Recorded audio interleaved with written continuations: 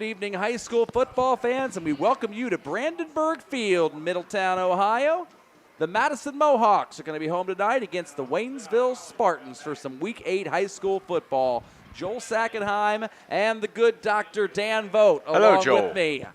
Dan, Yes, Madison had been on a tremendous losing streak the last couple years. Started off this season 4-0, red hot, and now they've come back to earth a little bit. Well, they're in this tough Southwest Buckeye League, and boy, you were showing me the stats of the league before, and once they got caught up into the league, they 3 straight losses to Brookville, who's 6-1, Eaton, who's 6-1, and of course Valley View, all-world Valley View, is 7-0. So Madison has come down to earth, but it is nice seeing the Mohawks with a winning record coming into this game. And they've got a Waynesville team that is also 6-1, so this is the 4-week Murderers Row stretch of their season in the Buckeye division of the SWBL. Tell us a little bit about Waynesville. Well, Waynesville, 6-1, as you said. Their only loss, Clinton Massey, Week 1. That's a quality loss. And that's that.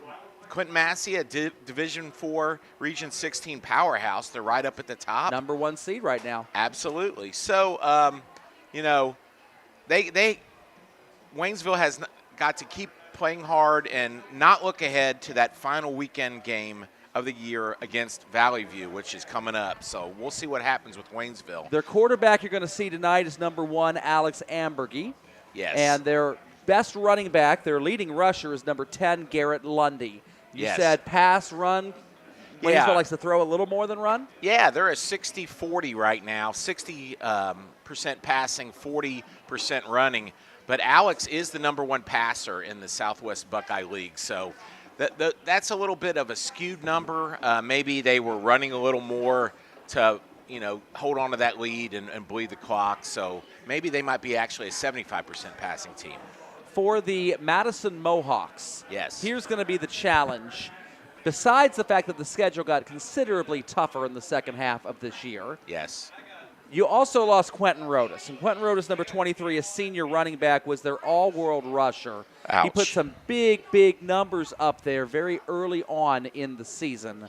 And then in that national trail game, Week 4, he was out on a punt return. He got horse collar tackled, broke his collarbone. They're hoping that he may be back by Week 10, their last game of the season. Madison, in their last game of the year, will be playing on the road at the Oakwood Lumberjacks, and they would love to get Rodas back right before the playoffs there. But it's been a really tough sledding. You get into the meat of your schedule, and you don't have your best athlete. So do you know if the horse collar tackle actually resulted in the broken collar bone? That's what we were told up here in the press box, was that tackle actually caused the broken collar. Well, all these years I've been kind of, I think the first person that got horse collared, I know it was a Dallas. You might know the history. Terrell Owens. Okay. He was playing for the Eagles against Dallas. Okay, very good. Yeah, and the Dallas Cowboy that did it, I'm trying to think of his name. Maybe you know that. I don't remember the defender's name. Williams was his last name. I can't tell you his first name. Anyway, I thought that the NFL kind of jumped and made that kind of a call that I didn't think was necessary. But this is the first time in all my years with horse collars, have I heard of an injury resulting from it. So normally you would see the possible injury there as a knee injury or leg rather than a collarbone. If you want to look here at Division 5, Region 20, as they're getting ready to line up here, you're going to see the top 3 teams are all in the Buckeye Division of the Southwestern Buckeye League. Wow. Valley View at 1, Waynesville at 2, Brookville at 3. You hinted earlier at Waynesville looking ahead. The Week 10 matchup there is Waynesville and Valley View, and that game is quite possibly going to be for the number 1 seed in this region. Madison is 5th. Despite being on a 3-game losing streak, the Preble Shawnee win has given them a lot of points. Preble Shawnee actually won last night against Arcanum, and that got Madison to jump up from the 6 line to the 5 line overnight. A win over Waynesville would give them 29.5 second level points and would put them in a top 4 spot where they'd be looking at possibly a double home game. But Madison, even if they lose tonight, they've got winnable games against Carlisle and Oakwood the last 2 weeks of the season. 2 wins there, you finish at least 6-4, and you're looking at least a first-round playoff home game here at Brandenburg Stadium. So you got to get in the top 4 seeds to get the home playoff. Top 4 gives you the double home. Double home. 5 through 8 gives you the single home, and of course the possibility for a second home playoff game if the opponent you play in the second round gets upset. Well, this is a beautiful facility here in Madisonville, and a double home playoff game would be something to definitely shoot for. Ryder Williams goes ahead and puts it up on the tee. And the left-footed kicker is going to kick a line drive. Deep into Waynesville territory, it's going to roll. Will it get to the end zone? It just barely does. Trent Davis back deep. And had that ball stopped on the 1, that would have been a playable ball, but that is immediately a touchback as soon as it crosses the goal line. A little bit of a break for the Spartans, who will start this drive on their own 20-yard line.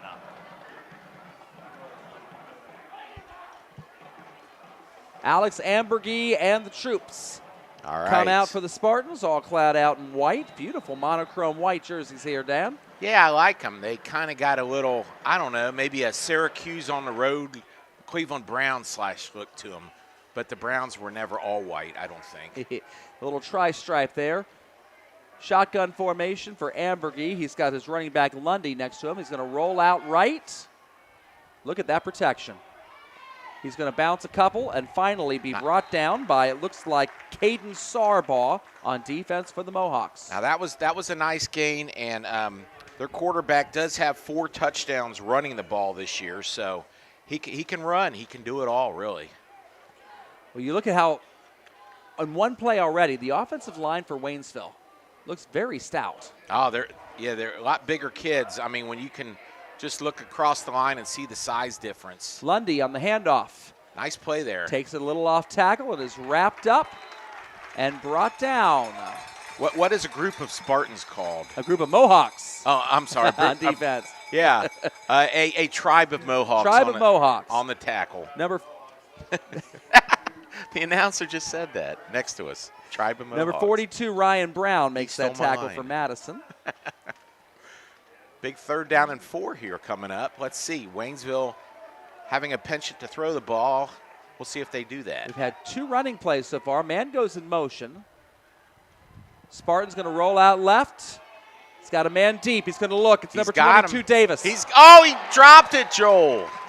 Oh, right in his hands. Ryder Williams was on the coverage there, but a drop for Trent Davis, and that was 7 points and golden goalposts. It was definitely. So just the way Alex threw the ball there, he's got some touch. He's got a good arm. You can see it just on that one play. Beautiful throw. We'll have to keep an eye on this Waynesville offense.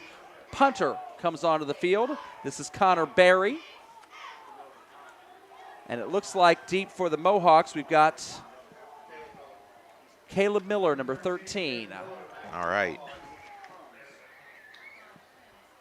Berry is going to punt this ball, end-over-end kick.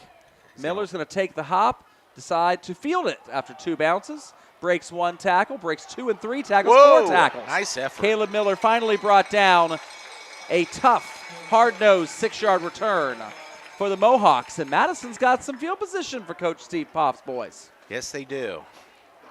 The Mohawks will start after their 3 and out defensively at the 42-yard line, and Madison would love to start out early, Dan, to get some of that bad taste out of their mouth of the last 3 weeks. Yes, well, just studying Madison a little bit, overall their season yardage skews much more towards the run than Waynesville does, 75%, 25%. So you're going to see a lot of runs here, and we'll see how they go up against the very tall and stout-looking Waynesville Spartan defense. A lot of big bodies out there on D. Big boys. Quarterback, it looks like we got Wheeler in the shotgun. No, that's Miller. Caleb Miller back in the shotgun. He's going to take it up. Nifty run for Caleb. And he's going to run for about 6 or 7 yards right up the gut. I don't know if you want to consider this Wildcat type of stuff, or if he's just simply playing quarterback tonight. Most of the passing is done by Cy Thompson this season. We've saw on the statistics, but Caleb Miller is out there right now running the offense for the Mohawks.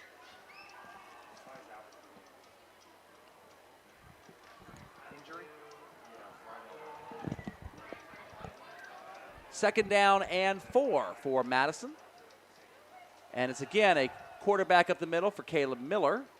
And he's going to be wrapped up and tackled after gaining about 2 yards. Yeah, Cy Thompson, the senior quarterback, out with an arm injury tonight, Dan. So we're going to be seeing Madison without their leading quarterback and without their leading running back, trying to get creative on offense. Well, that was Elijah Federle on the tackle for Waynesville. So big 3rd and 2 here. I mean, I know it's the first drive of the game, but it kind of can really establish, I think, early that Madison can go up against this big Waynesville team. It's just amazing to me the difference in the size of the teams. Yeah, some big beef there on that Waynesville defensive line. 3rd and 2. Man goes in motion. Miller's going to take the snap and roll right. It's going to be a run all the way. He's strung out and wrapped up by number 57. I don't have a 57 on Waynesville's roster. Do you have one on yours, Dan? No, I do not. I got the other roster, and it's not listed either. Well, the mystery man, 57, strings that out wide, and a 3 and out. He's built like a linebacker, so we'll call him linebacker 57. Just like Tecmo, right? LB 57, yes, LB Spartans. QB7. LB yes. Spartans. Yes, LB Spartans.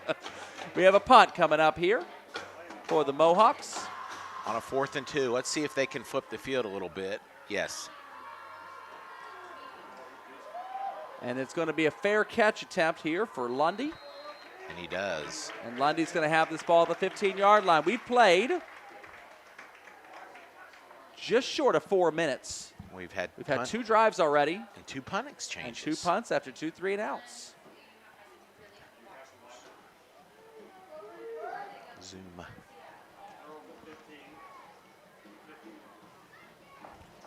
Ball to the 15-yard line for Waynesville.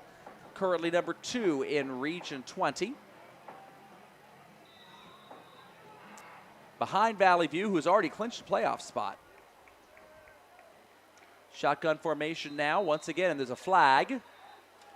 And an offsides neutral zone infraction on the Mohawks. 5 free yards to Waynesville. It's the last thing they needed was additional help, Dan. That's true. You don't want to be sloppy here early. 1st and 5 for Waynesville. I imagine they're going to spend much of the day back here in the shotgun.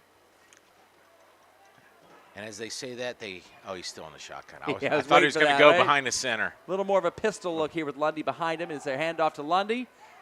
And the old Brett Favre fake. Did you see that, Dan? It was a classic. He hands the ball off and does a little pump fake with no ball in his hand. Lundy brought down and tackled. Nothing doing there on that run. 2nd down and 5. I'm really maybe impressed. 6. Yeah, I'm impressed early with the speed, quickness, and tenacity of the Mohawks DL. I mean, you would think that they could just plow them away here with the big offensive line of Waynesville, but it's not happening so far. 2nd down and 6 for Waynesville. Trying to get their bearings here. We've only seen 1 pass attempt from either team this game. Man rolls out. Throws short. It is caught. Fingertip catch there by Connor Huffman. And Nice Huffman's play. going to have enough for a 1st down. It's very impressive to see him rolling out to his opposite side and throwing the ball across his body with great accuracy. So that says a lot why Alex Ambergy is the best number 1 passer in the Southwest Buckeye League so far. And Ambergy had a very small window to fit that ball in. Yes, he did. He just laid it right in there, didn't he? 1st and 10 for Waynesville. Ball at the 30-yard line.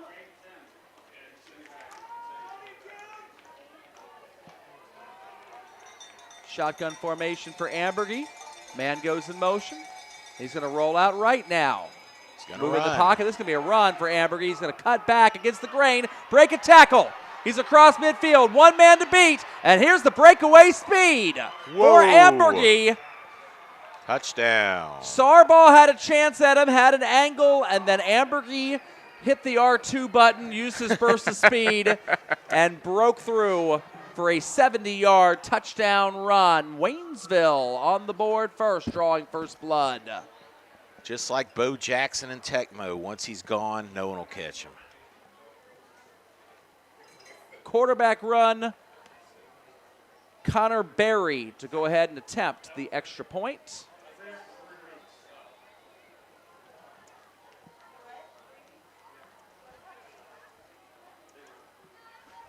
The extra point is up and is good. Thank you, Al Michaels.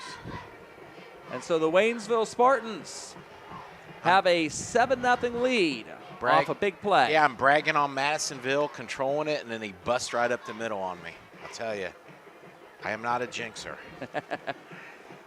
Well, if you remember the last drive, Ambergy had an opportunity for a big play, just dropped by Trent Davis, but that would have been another 70-yard touchdown. That went through the air. That's right. Instead, it resulted in a punt. This time, Waynesville's able to make it pay dirt, and a 7-0 lead for the Spartans early on. I am loving this Madisonville.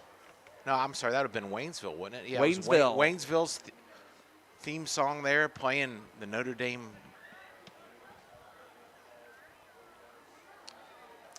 Looking in at Fairfield High School, Baden's already got a 7-0 lead on Alter early on in that game. That's great. Rams are back in black. We're two Baden boys, so we're going to be a little biased on that one.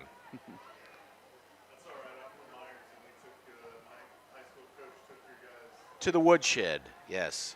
I was at that game, I remember. Ironton did crush Baden back in.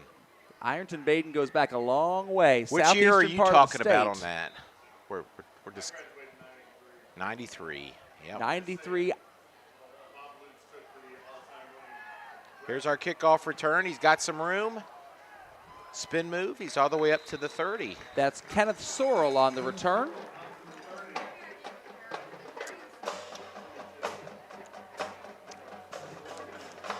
Yeah, we got to call a game. Dan didn't get to call a game earlier this year. He was out, but I got to call a game over in Jackson, Ohio earlier this year when Ross went out there. So, Ross, Jackson and Ross, yep.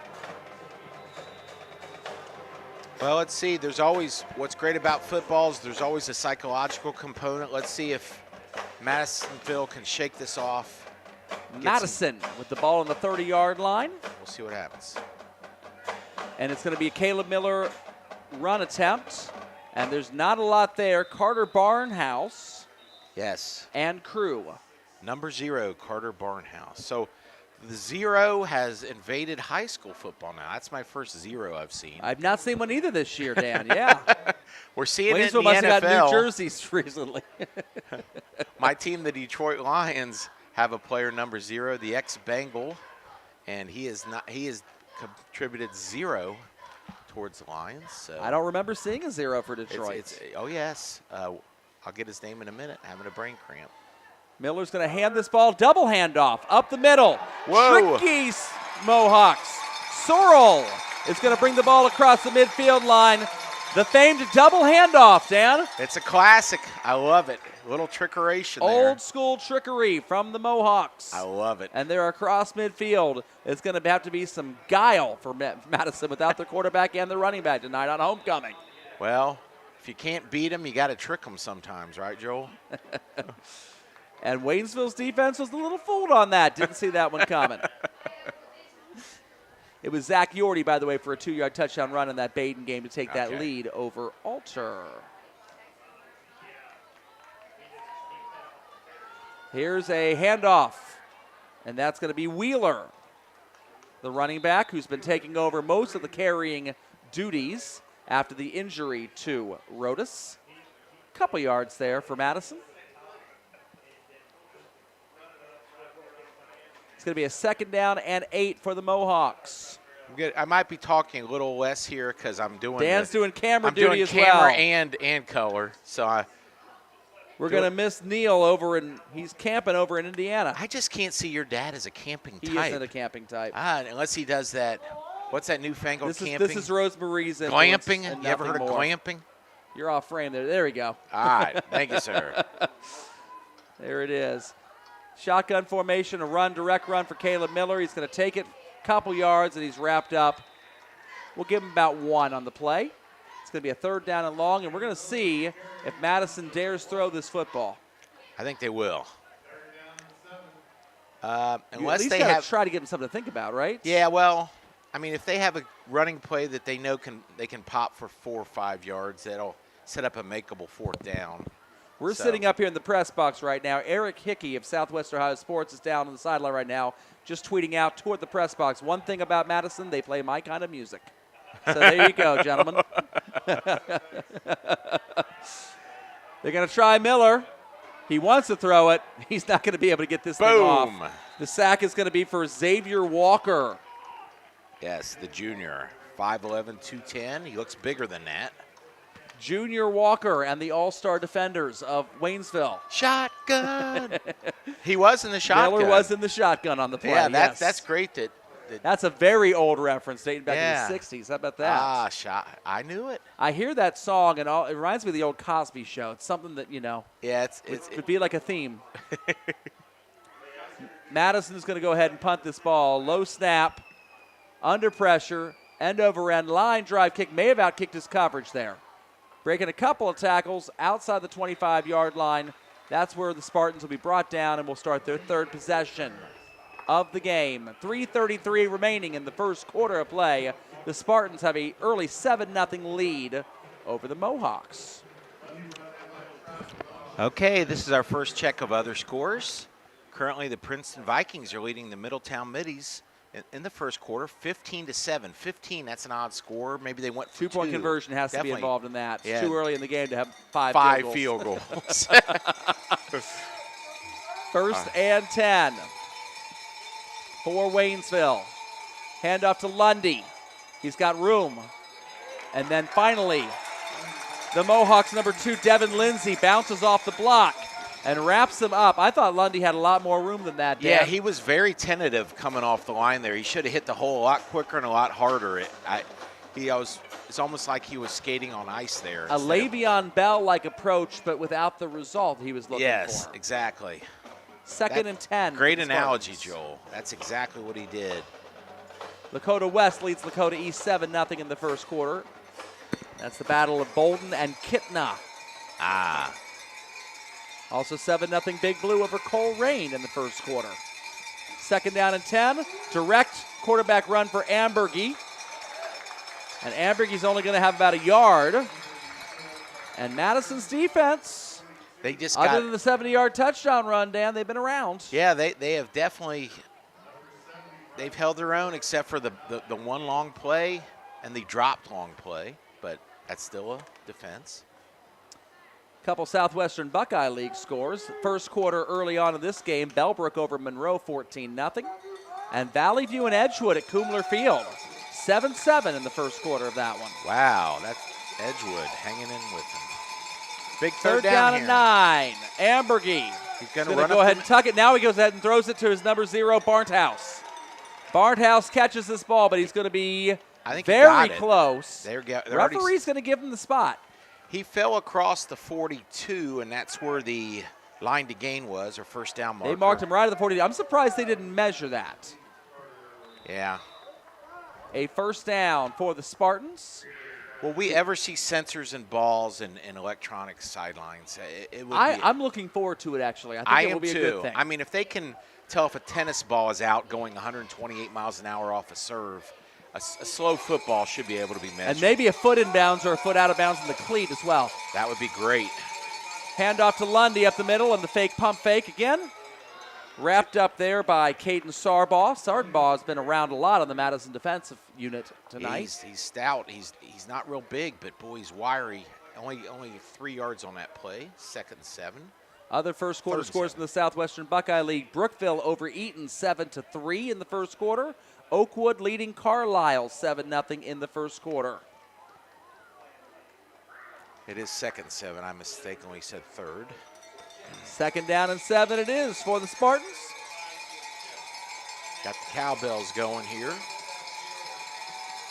Ambergy going to scramble to the right. He's looking for Davis. Throws back across the green. A dangerous throw. And Sorrell, the defender. Sorrell's doing it all. I mean, he's making tackles. He's deflecting passes. Sorrell could have picked that easily, Joe. I agree with you. Very dangerous throw by Ambergy. Throwing it across your body like that? Gee, man, Christmas. Well, he only had one receiver in the area. That was Trent Davis, number 22, trying to make himself available. The other receivers were on the left side of the field on that play as Ambergy rolled right. Honestly, I'm surprised he didn't just tuck it and run because he had some space there. Try to get a few yards out of that, make it 3rd and shorter, right? Exactly. 55 seconds remain in the first quarter of play here at Madison. Fast-moving quarter. Big 3rd and 7 here. Ambergy and Lundy back in the shotgun. This is going to be a handoff to Lundy. He's going to try to run for 7 yards. He's going to get about 5.5.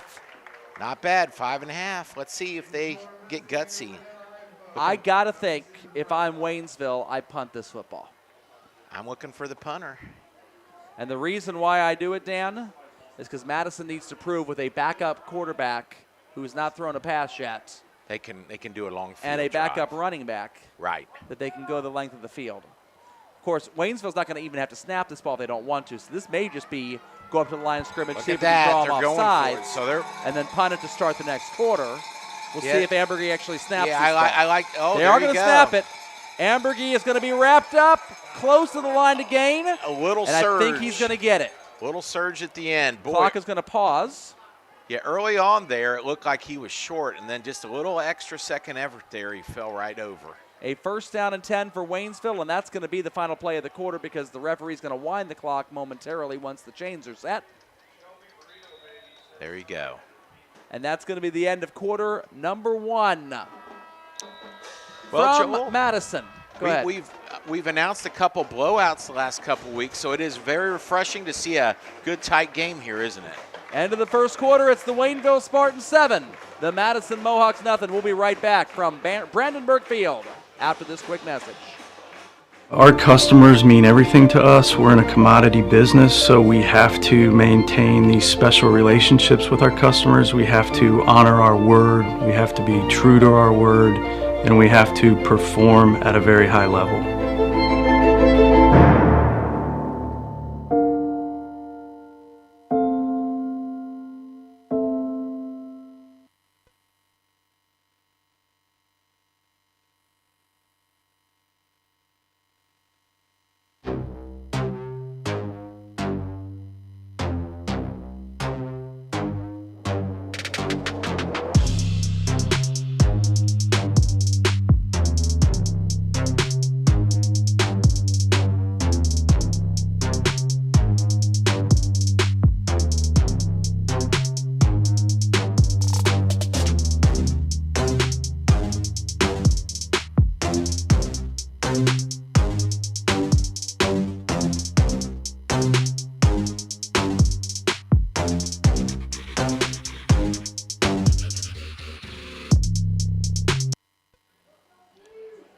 And we are back here at Brandenburg Field. The Waynesville Spartans just converted a 4th down and short on the last play of quarter number 1. We start quarter number 2 with a flag and a neutral zone infraction and a 1st and 5 coming up for the Spartans.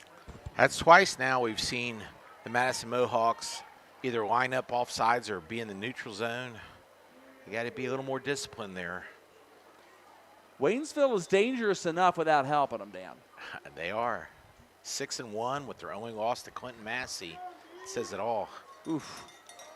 Gutsy call on their own side of midfield. I thought it was gutsy, but I thought when they barely got it, too. Ambergy's going to take the snap and going to try to run it up the middle. He's going to get nothing. The Tribe meets him on the inside. We're going to go with Sarbaugh, the first man to hit him, but many That's always other a good Mohawks guess, involved. Sarbaugh. Caden Sarbaugh, number 9, senior here at Madison on homecoming night. Yeah, he's making his homecoming memorable tonight. A lot of defensive stops. 2nd down and 6. Ambergy's going to try to throw it. Whoa, wait a minute. There's a flag down. And another offsides on the Mohawks. Got to line up correctly, guys. Can't line up in the neutral zone. 5 yards. Dan, one thing I've been seeing a lot of in the NFL that's not been called this year is false starts. Yeah, I know. Have you noticed that more than normal? Yeah.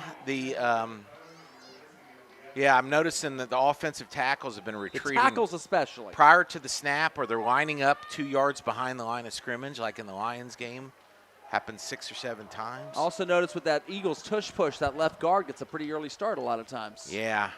It's funny. I've watched a lot of NFL, and the Eagles do the tush push play better than anyone else. I've seen other teams do it and fail, So I'll tell you why I think the Eagles do it best. 2nd down. Ambergy, 2 fakes. Now he's going to throw. He's got him wide open. And that's an easy pitch and catch to Connor Berry. Wow. 48 yards. Little trickeration there 42 again. yards. 43, I think it is, after the penalty. Yep. 43-yard touchdown pass from Ambergy to Berry.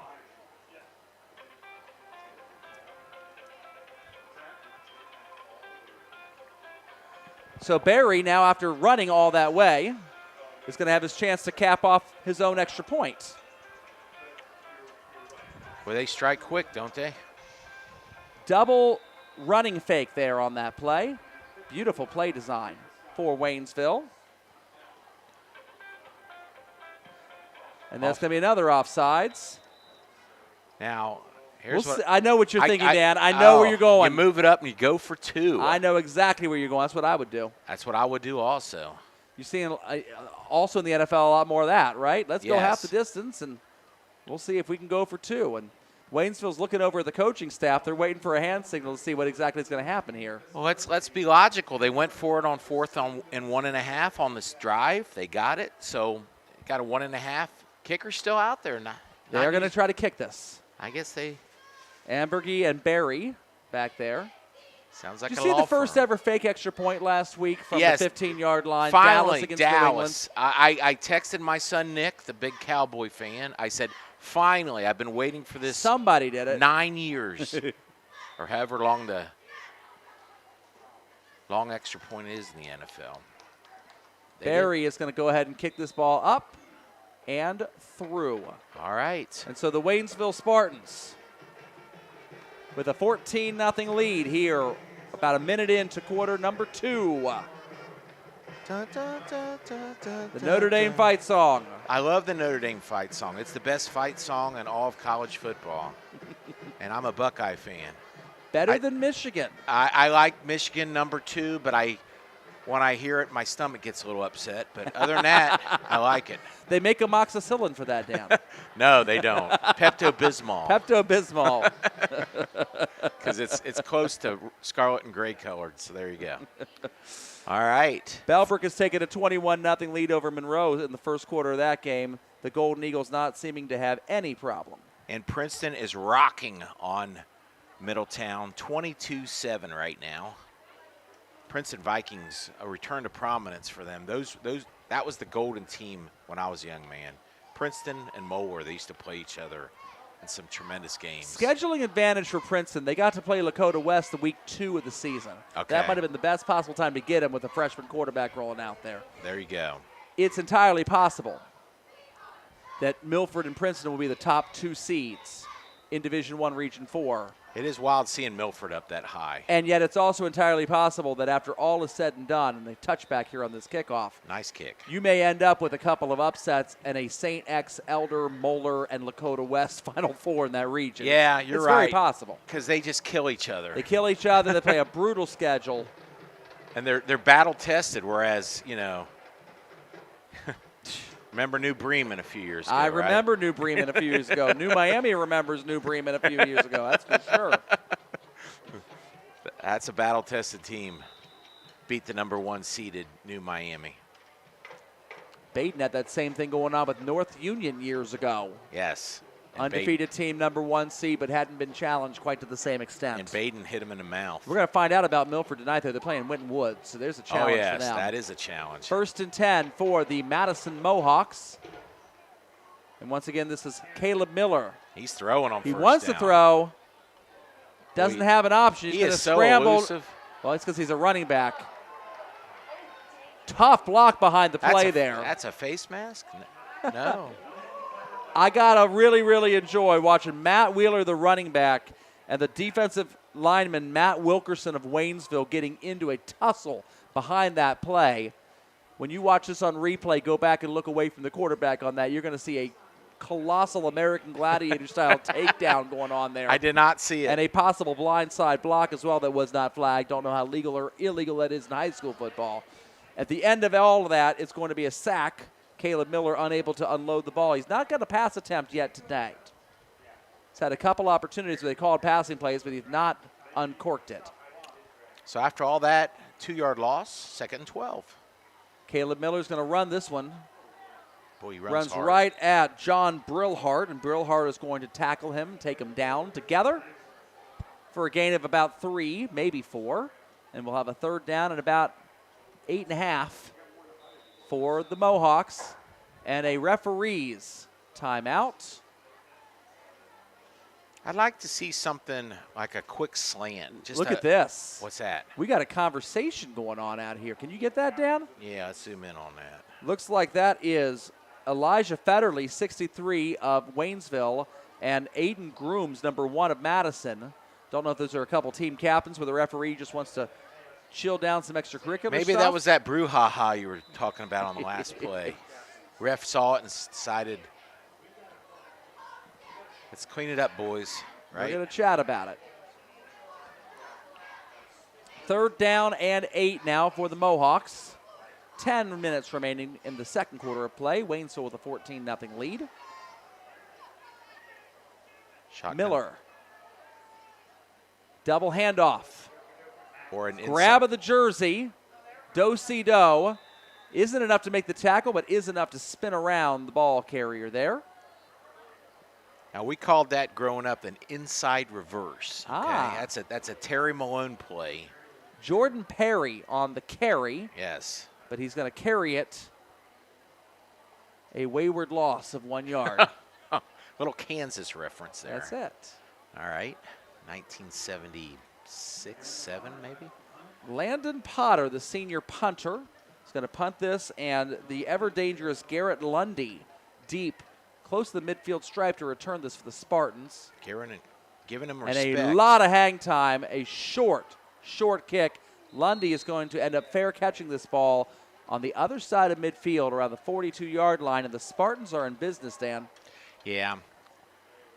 I think tonight's officially the end of summer. What do you think? I know starting to get summer cool out, it's isn't it? starting to feel like real football weather now. And tomorrow, my goodness, it's going to be 55 the high. And I got my Panthers sweatshirt on, getting ready for a trip to Detroit this weekend later on. Ah, yes. Panthers-Lions coming up. Me and Joel are going up for the Lions-Panthers. It's a game. rivalry weekend. We had Bears and Commanders for Matt and Chris Vogt last night. That's right. And what a butt kicking by the Chicago Bears. Sorry, Chris. Lundy's going to take this up the middle. And he looks like DJ Moore taking that through the Commanders' defense. Sorry, Chris Vogt. That's a touchdown. Think about the ex-Panthers in the NFL right now, Joel. You got Moore, three tutties last night. You got Christian McCaffrey, best running back in the NFL. That's right. What happened? Why did Panthers We're get just rid of those? pollinating everybody. With Why are they getting rid of these boys? They know how to draft the good ones. They got to learn to keep them, right? Well, they got to learn how to coach them up. Look at Baker Mayfield and how well he's doing in Tampa Bay and how poorly he did under the Matt Rule coaching staff in Charlotte last year. Oh, yes. The extra point is up.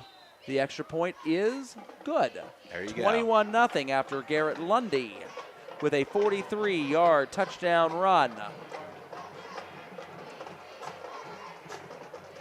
We have 9:03 remaining in the second quarter of play, and the Waynesville Spartans starting to open up a little distance between them and the Mohawks, who are evidently offensively challenged. You can see it. Yeah, when your number one quarterback and your number one running back are not in there, it's almost unfair, you know? It's almost unfair. I do like Madison's uniforms, I'll say that. Pretty sharp.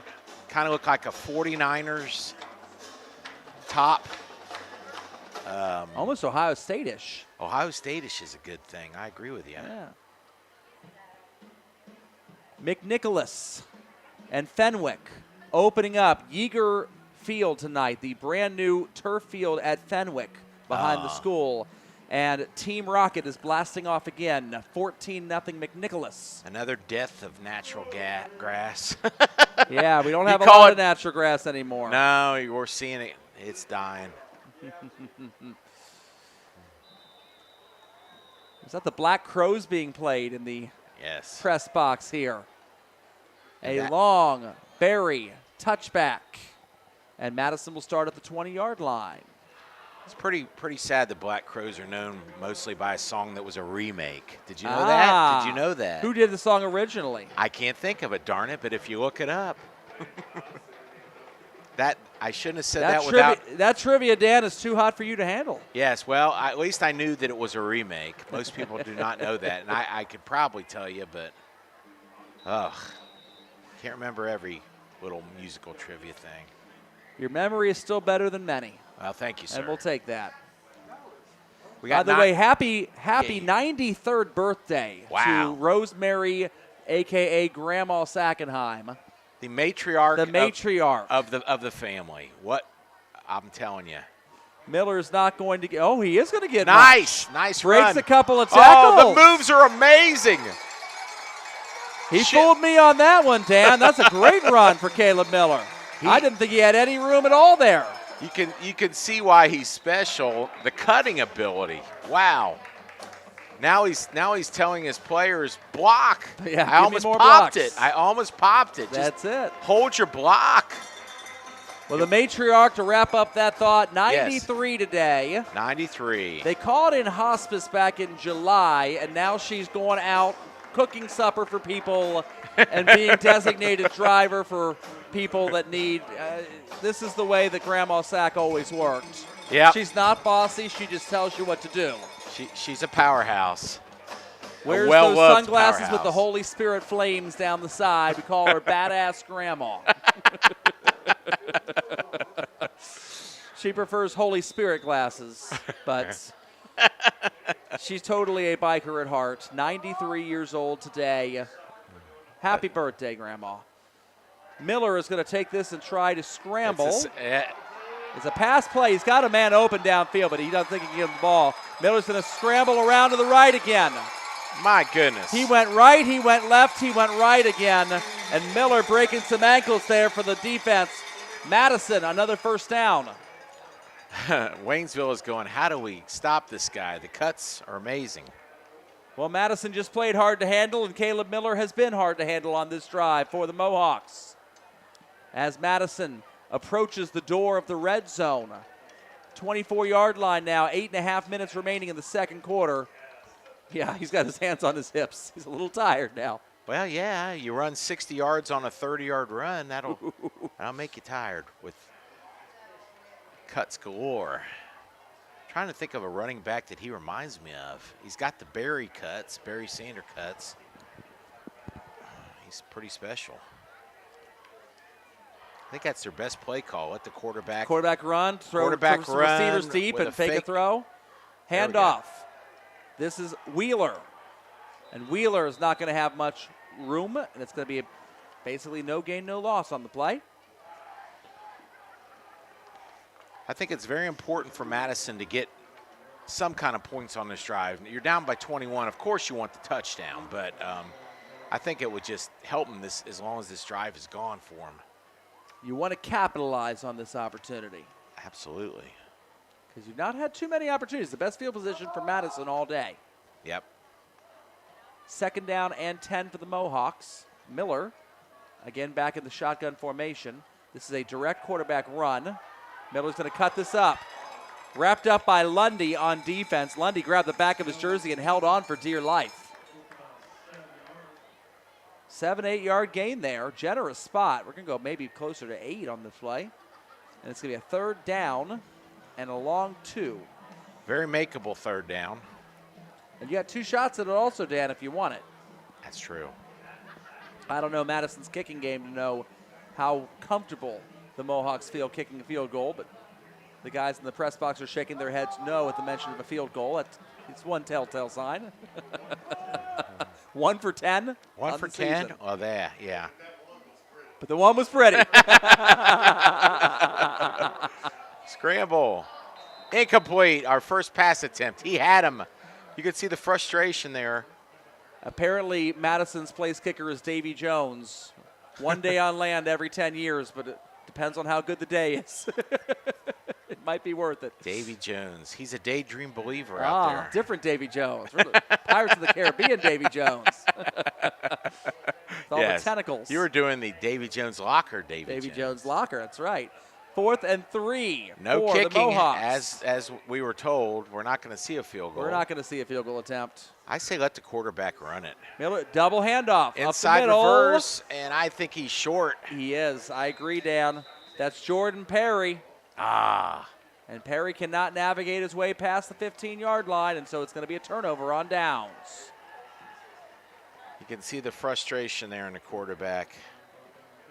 That was a really promising drive. He gave it his all there. He is, he's just, man, frustration And right thank there. you, Division V football. Now he gets to stay out and play defense. Oh, boy. You got to love those small schools. Have to love it. 1st and 10, Waynesville looking to blow this thing open. Bellbrook over Monroe here. Golden Eagles 21, the Monroe Hornets 0 in the second quarter. Bellbrook's back to scoring again. Oh, yeah. This is a handoff to Lundy. Lundy's going to cut through. Woo! Ball pops out at the end. That is definitely a fumble. Are they going to call a fumble? Yes. Or are they going to call down by contact? They called a fumble, it was definitely and a Madison's fumble. got it. I'll tell you why it was a fumble, because Dan. the ball was stripped and he continued to run and got tackled 3 yards past where the fumble started. So it's kind of odd. Kind of looked like he laid an egg. That's exactly what it looked like. Very good. But did it in motion.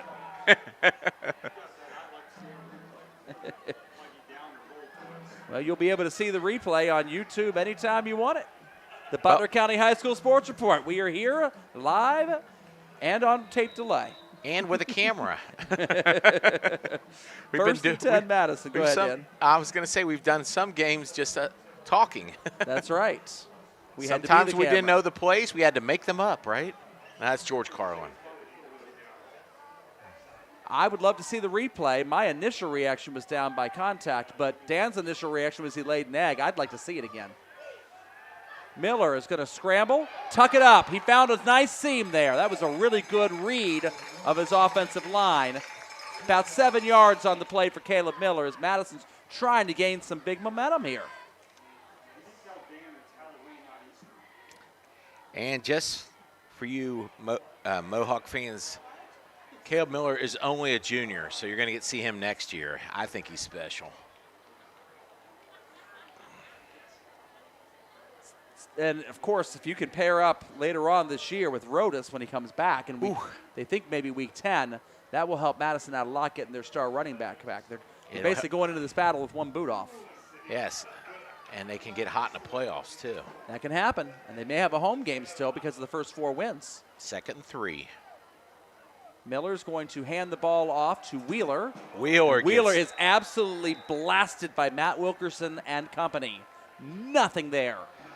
Nothing like doing a spin move and almost after the spin running into a wall. That's about the analogy I could say there. He just got knocked back. No room to work there. None.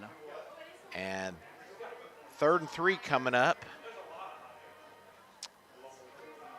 Now they tried the double inside handoff reverse or the double handoff and didn't get it. I'm curious to see what they're going to do. I think their best play has been, just the quarterback run pass option, and 90% of the time he's running it. 3rd down, handoff, straight handoff to Wheeler, and again, same play, same result. Not a lot of room there.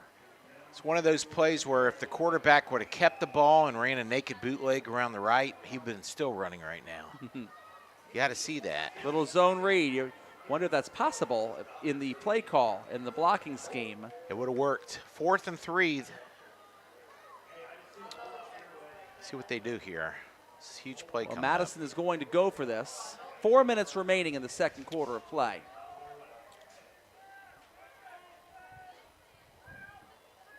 Stack to the left. That's where the run will go. There's that inside handoff reverse. Again up the middle. And he's going to be Sorrell. He's still short. They tried the little rugby push in the back, but little extra tush push on that.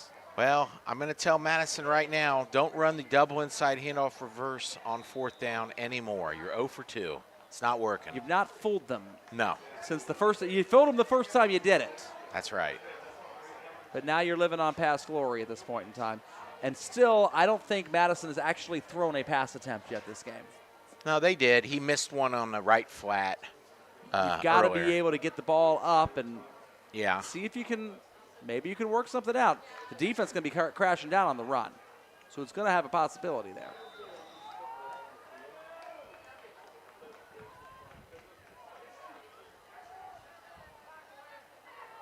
Running hard.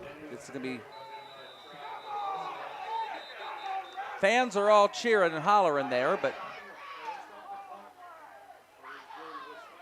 they're just blowing the whistle at this point in time, and they're going to mark him down by contact. Caleb Miller on the tackle. He's doing everything. I think the fans of Madison were thinking Madison was stripping the ball, but the refs had blown the forward progress, so that's why there's some frustration, screaming, yelling underneath me here. 2nd down and 3 for the Waynesville Spartans. 2 running backs now in the backfield as Davis is going to take this handoff. And Trent Davis is going to have 4 yards and enough for a 1st down. And that was Devin Lindsay on the tackle. Nice blocking. When you have 2 backs in the back, split behind the quarterback, you usually see the back on one side act as a lead blocker, almost like a fullback, and that's exactly what happened there. The back running back followed his lead block, got the yardage needed. Down to 2:48. Let's see what kind of clock management we see here for Waynesville. They're not in a hurry right now. Out in the flat, he's got him. There's a pass to Lundy. He's going to tuck it up and wrapped up by Preston Buchanan out in space. And that stops the clock. Unlike college football now, since it's outside of 2 minutes in college football, they run the clock. A new rule this year. That's what I want to do, pay lots of money and see less football for college football.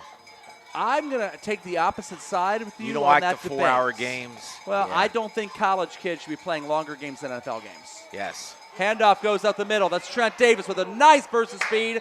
A shoestring tackle there. Sorry I missed that, fans. That's Kenneth Sorrell, who was 15 yards from where the ball carrier landed. That actually touched the shoestring on a diving effort. Well, tremendous speed there by Trent Davis. He's listed on our roster as a wide receiver 1, so you can see the speed.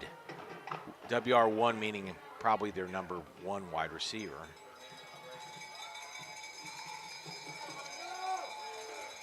Up the middle, and we're down below 2 minutes left to go. Waynesville's got plenty of time, though. They got all 3 timeouts if they need them. Yeah. They're in real good shape here, the Spartans.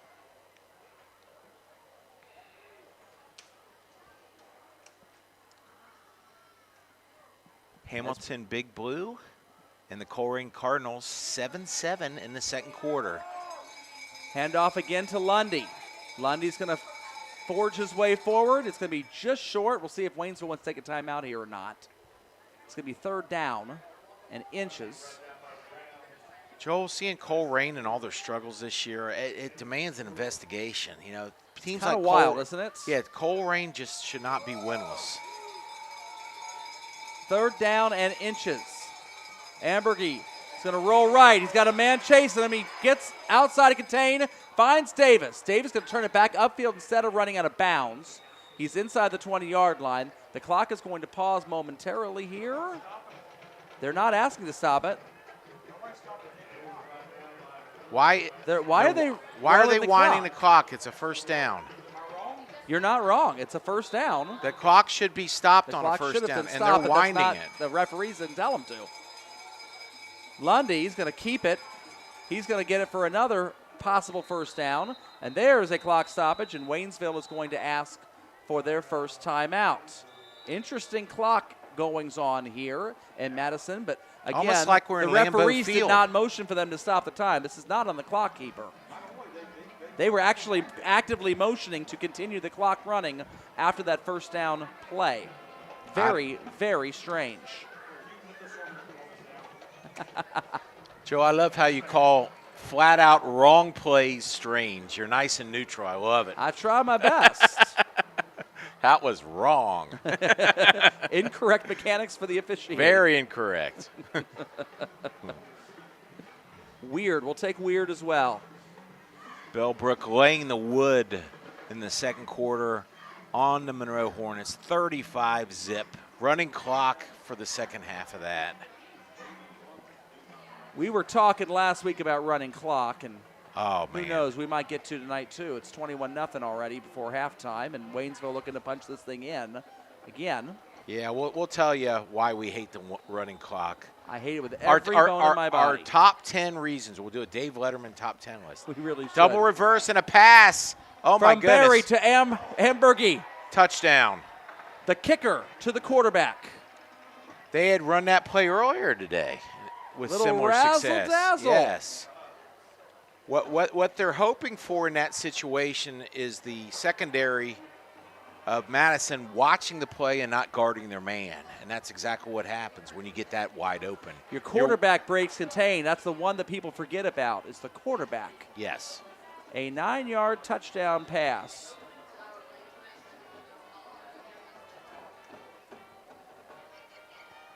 To Alex Ambergy. Kick is good. And Waynesville in sweet shape right now with a 28-0 lead. Dan, how they doing it? Explosive. They're fooling them. Explosive play calls. Plus, you're seeing the Mohawks, down the number one quarterback and number one running back. So, unfortunately, you're seeing, the Mohawks trying to use Caleb Miller, who is on the roster here, I'm looking at it, as a wide receiver safety in the backfield as a quarterback, okay? Kind of wild. It shows you how versatile he is. Well, yeah, necessity is the mother of invention. You remember the game with Denver, New Orleans, with the COVID year. What was it, 3 years ago? Where Denver had all of the receivers, or all the quarterbacks could not be available to them. Right. So they had to play a receiver then. Yeah, you're right. And this is kind of the same type of scenario for the Madison Mohawks. They're trying their best, but they are definitely down people.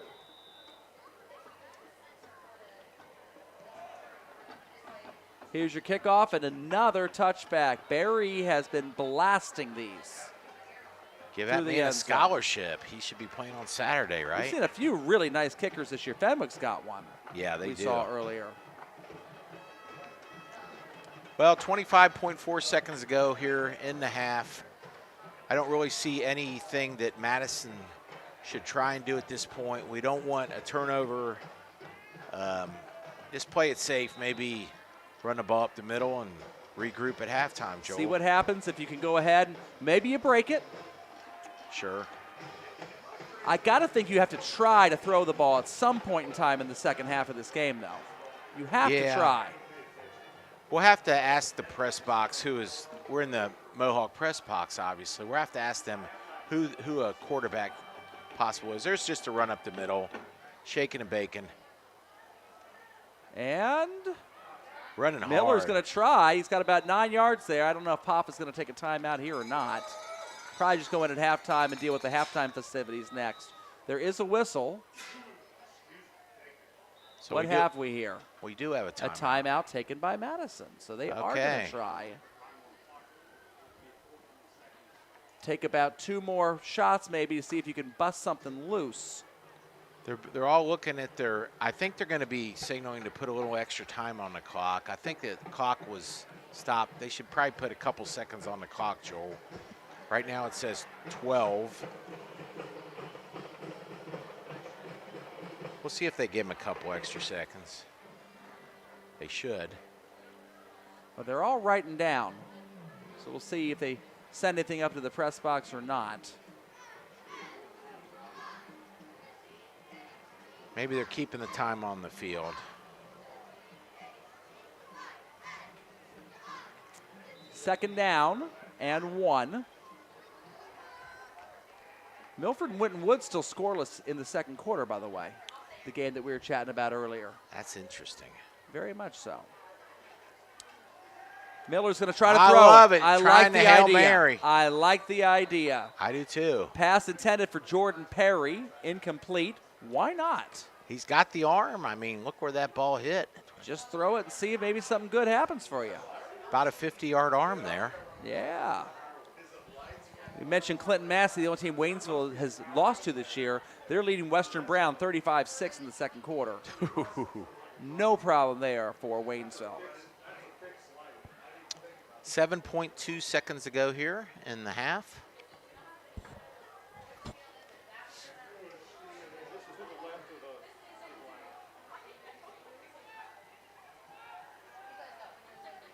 In motion.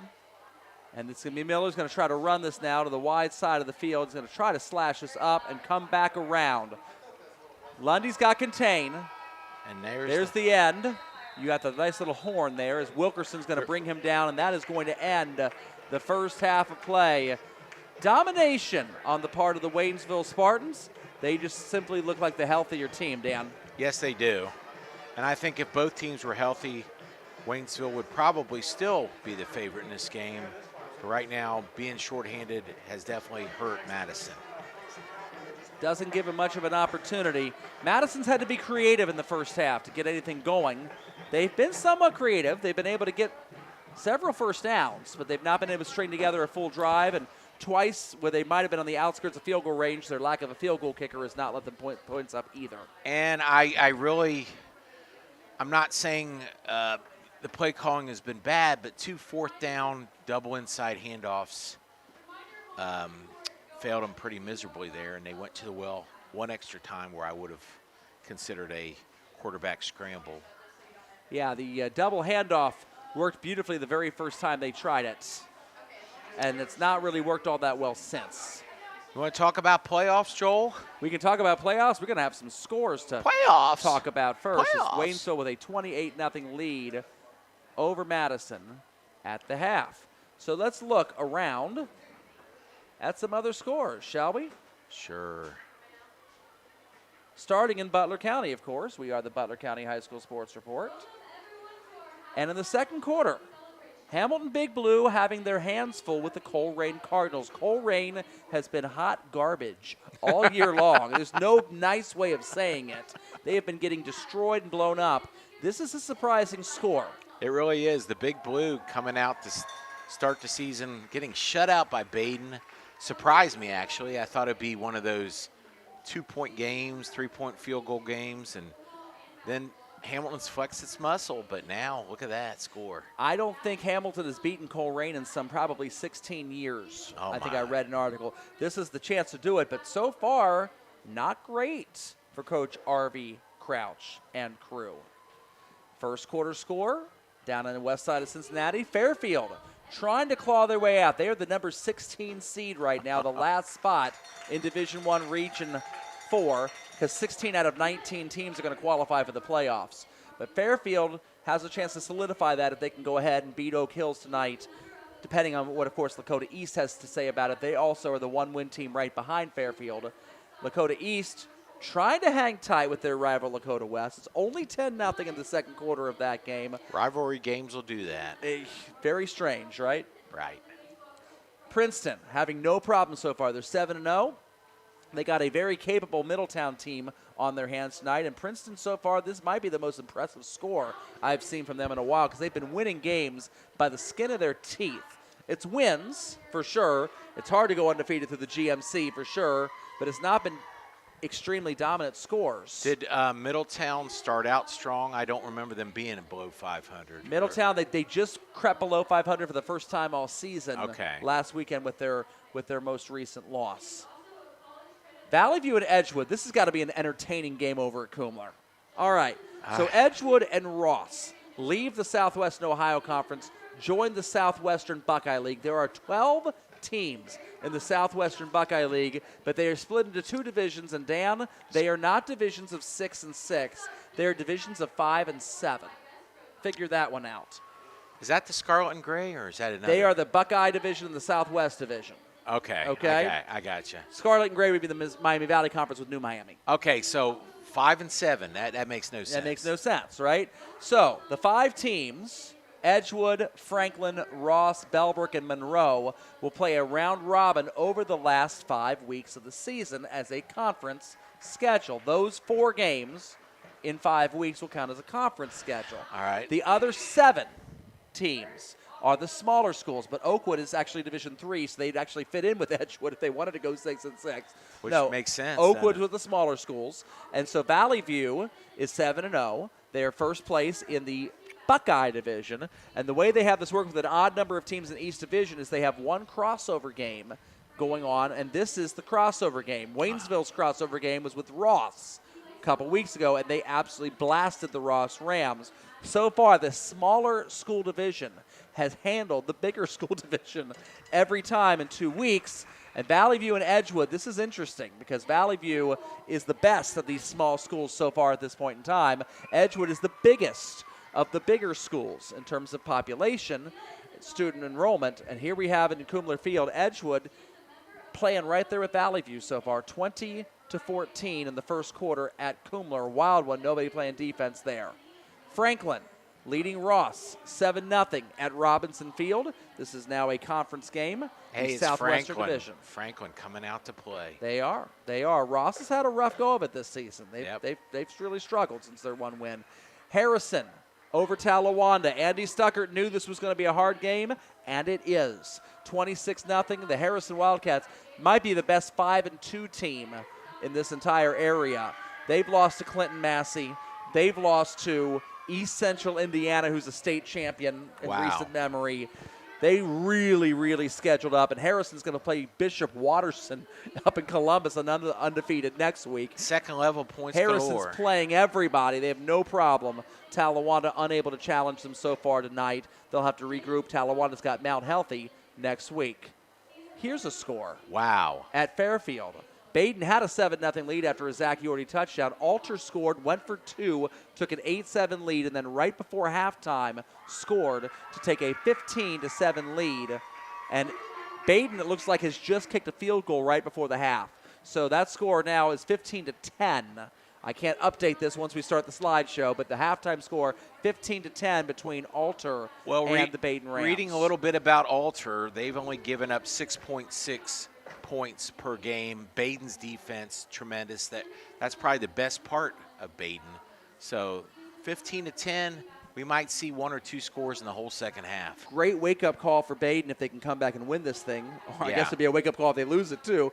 Baden has got Chaminade Julian next week, so it gets no easier for the Rams as they deal with a very tough GCL co-ed schedule. Speaking of tough games, the Monroe Hornets are on the road playing Bellbrook tonight, and this is not going the way the Coach Mullins would like to see this one go. 28-0, Bellbrook having no problems there at home in Sugar Creek. Speaking of other lopsided games at halftime, the new Miami Vikings. It's 1-6, but it's a forfeit win. They had lost to Riverview East Academy, who had played an ineligible player. You knew Cincinnati Country Day is the class of the Miami Valley Conference Gray Division, and 42-0 at halftime in favor of the Nighthawks there. Other games from last night involving Madison and Waynesville. This is a good win for Madison because Preble Shawnee beats Arcanum 41-3. It's 4 more second-level points every time Preble Shawnee wins. It's a win over a 6-2 team for Madison. You wonder how is it that they're on a 3-game, soon-to-be 4-game losing streak, and they're still on the number 5 line in the playoff bracket. Preble Shawnee is how. Preble Shawnee is 4th in that region, and Madison has beaten them. So Madison, after tonight, will have played all 4 teams that are in front of them in this region. Brutal schedule for the Mohawks. Well, they'll have a couple games after this game, and they can, Carlisle and Oakwood, right? Right the ship there. Not seen a score yet from up on I-75. The Northridge Polar Bears hosting the Troy Christian Eagles. Troy Christian was who Madison beat in week 2, and so Madison would get another 5 points tonight if Troy Christian could pull off that win on the road. Has anyone ever seen a wild polar bear running around Northridge? That would be quite a sight. It would be quite a sight. I wonder why they picked that, polar bears. Another score that I have not seen, the Blackhawks of Mississinawa Valley playing the Blazers of National Trail tonight. National Trail was the Week 4 win that Madison had. That was the game in which the broken collarbone from Quentin Rodas on the punt return. If National Trail can win, and they should, because Mississinawa Valley has not been good this year. They're rivaling New Miami in terms of Division 7 impotence. What's this National season. Trail's nickname? The Blazers. The Blazers. The Blazers and the Blackhawks tonight Looks going at it. Looks like a guy with a cap on. Here's a score I've also not seen. Greenview, this is a game that Waynesville cares about. Greenville should have an easier time with the Golden Eagles of London Madison Plains tonight. That's up there, Jamestown, Ohio.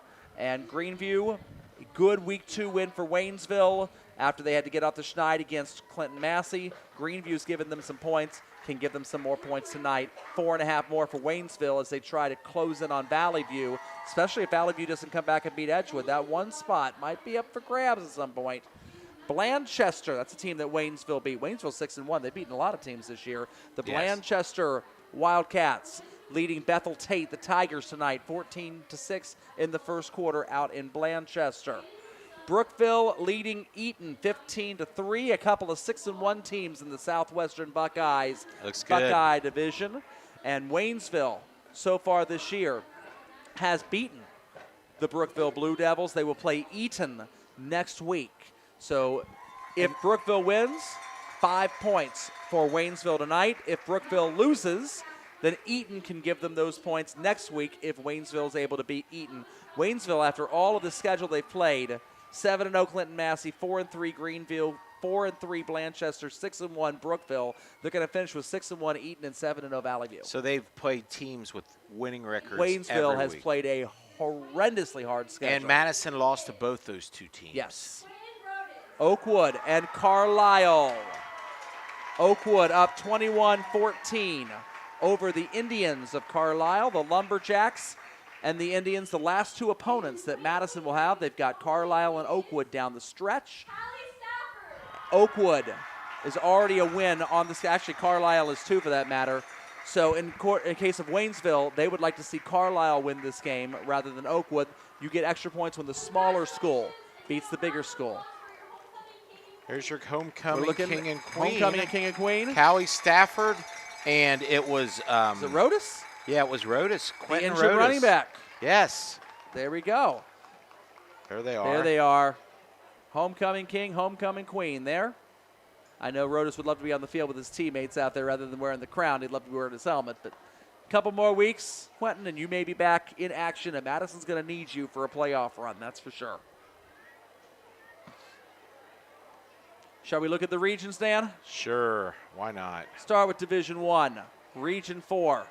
Milford and Princeton, as we mentioned, 1 and 2. So if Milford wins out, they'll have 2 home games in Milford. In Milford, that's right. I had to say that. I'm sorry. And Milford actually will be the number 1 seed if they win their last 3 games. Of course, they're tied in the second quarter with Winton Woods. That's going to be the hard one is Winton Woods tonight. If they can beat Winton Woods, it should be smooth sailing for Milford through West Claremont and Turpin. Right.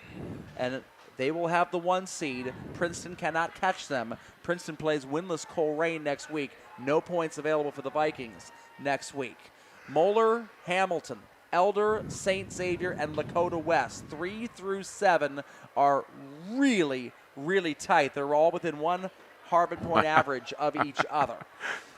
Hamilton and Lakota West will play each other in Week 10. The way that I see this working, I don't think Hamilton and Lakota West can both be 3 and 4.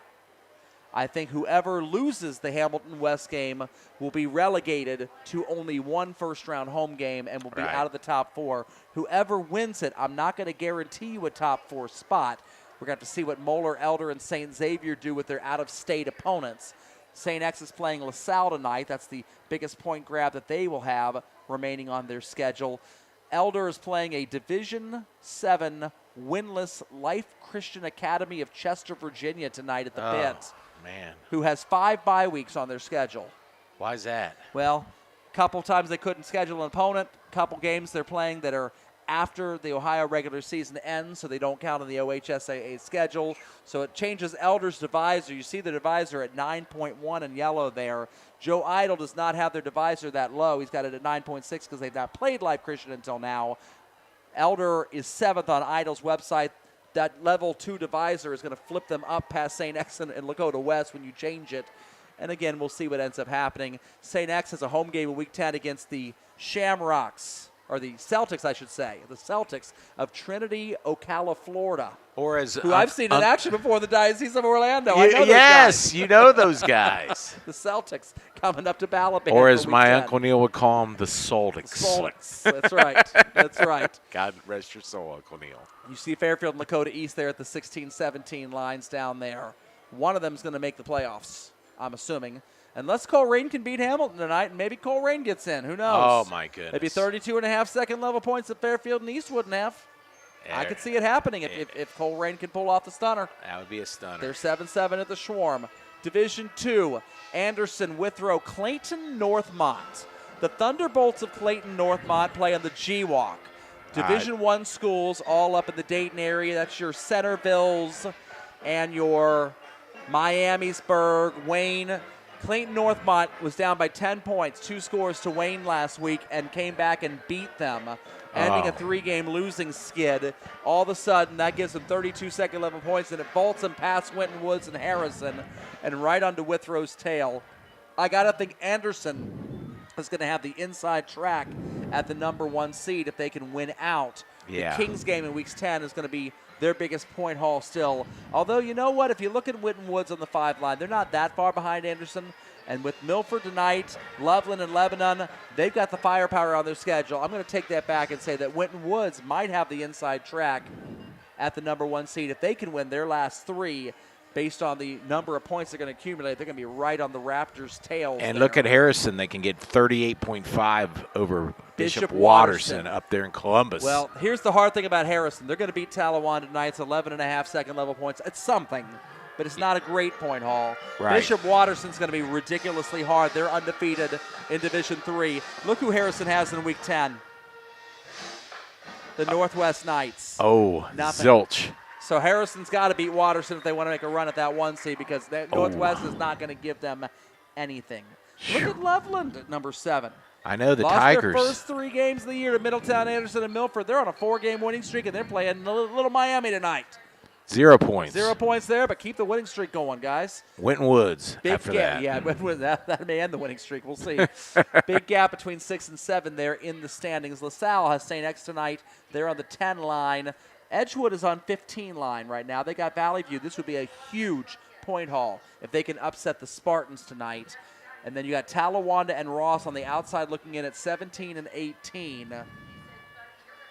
Opportunity for Ross with Franklin Monroe. They're losing 7-0 to Franklin right now. Those are both winnable games for the Rams, and they're going to need to win at least one, if not both of them, because they got Bellbrook in Week 10. It's not going to be easy. No. Talawanda, they've got a better chance to gain points, but not if they don't win. They got Harrison tonight, Mount Healthy next week. They got a road game 3 hours away in Wooster, Ohio in Week 10. Wouldn't it be wild if that could be the game that could knock them in? Turpin ahead of them is going to have Anderson and Milford the last 2 weeks. Probably losses there. Yeah, I'd say Worcester will beat them. There's going to be a chance for somebody to sneak in behind Turpin if anybody wants to claim that spot, because Turpin's going to get nothing from Walnut Hills. And then if they don't beat Anderson or Milford, that's going to be hard for Turpin, just sitting there on the 16 line hoping. Yes. Don't anybody behind us win, please. Please. Talawanda or Ross, it's there for you if you want it. Division 3, the Baden Rams control their own destiny for the number 1 seed. They've actually clinched a playoff spot already, according to Joe Idle. Yes, they have. And Joe Idle, according to math. Yes. That's the thing. You can say, according to Joe Idle, this is not a Steve Shuck thing where I'm projecting or predicting. This is a cold, hard math. No, they are not going to finish outside the top 16. They've got enough points there. Alter tonight, we're 27 points. CJ next week, we're 27.5 points. It's going to be challenging for Baden, apparently. If they're down 15-10 to Alter at the half, Baden needs to come back to get those points.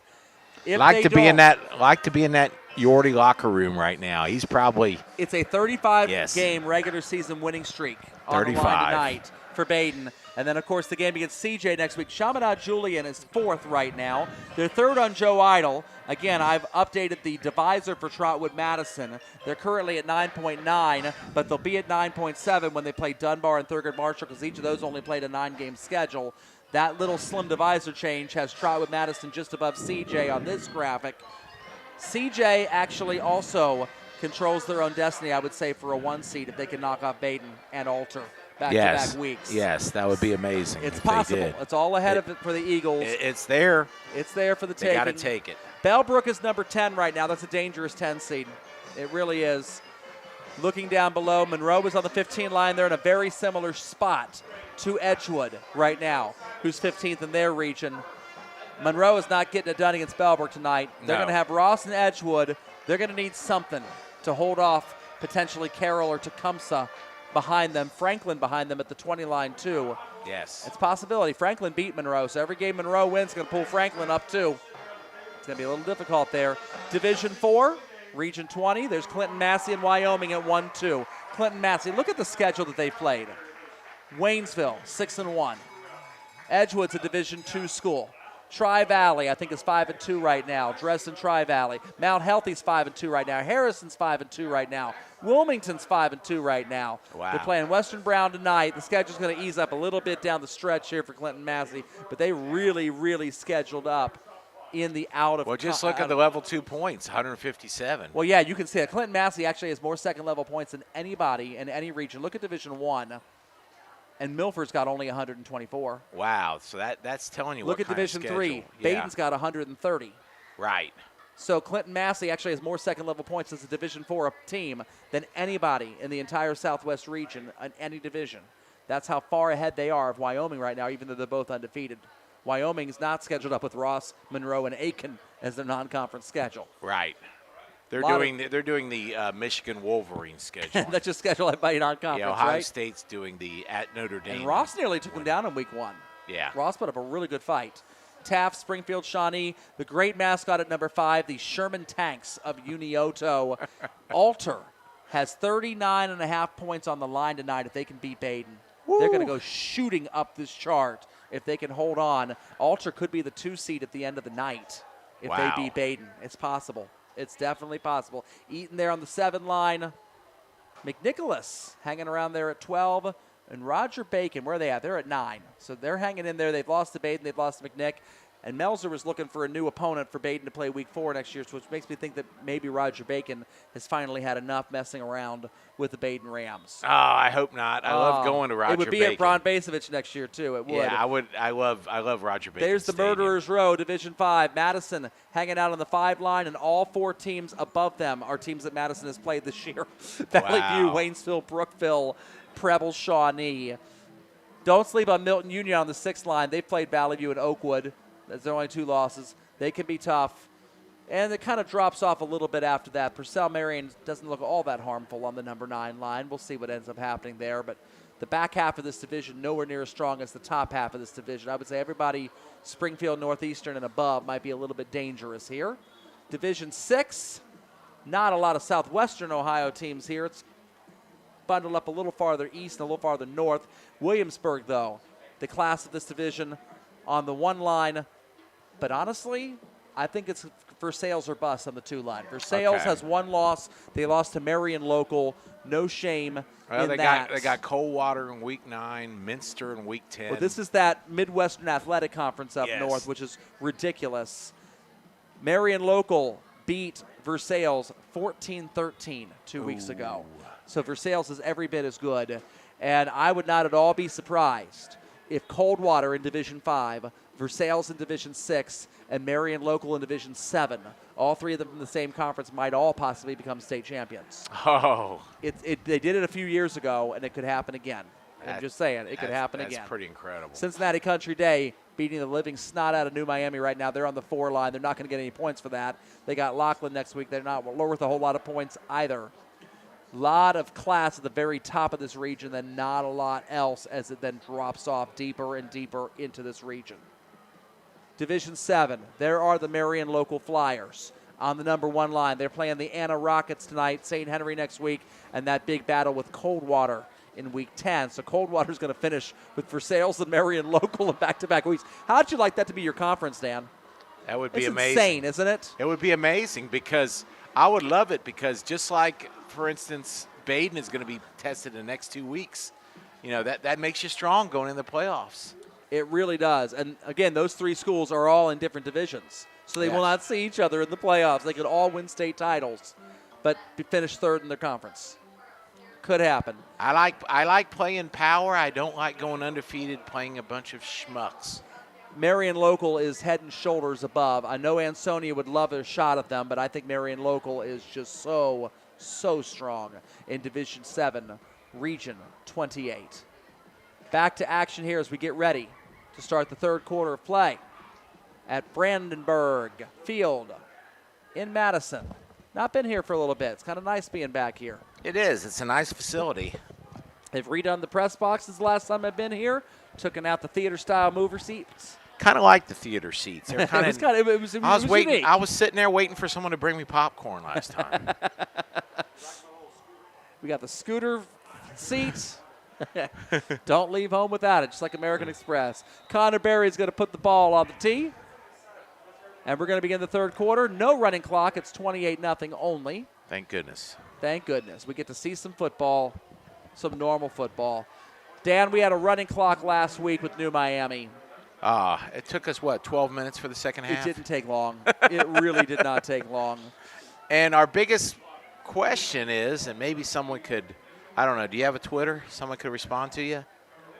There is a Twitter. I don't know if anybody would respond or not, but what do you got there, My Dan? question is, what is to prevent a team in the second half from doing delay of games infinitesimally, or every play, One of the Madison and running people out the clock? One of the Madison people actually said that the Valley View tried it a few weeks ago against Oh, really? them. And they were at the 20-yard line, kept going half the distance. Half the distance.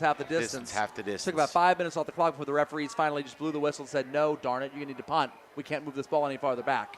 And they basically forced them to punt the ball on a fourth Interesting. down. I don't know if that's a I don't rule. know if that's even a rule or not. Miller's going to take it up the middle. Nice break play. a couple tackles.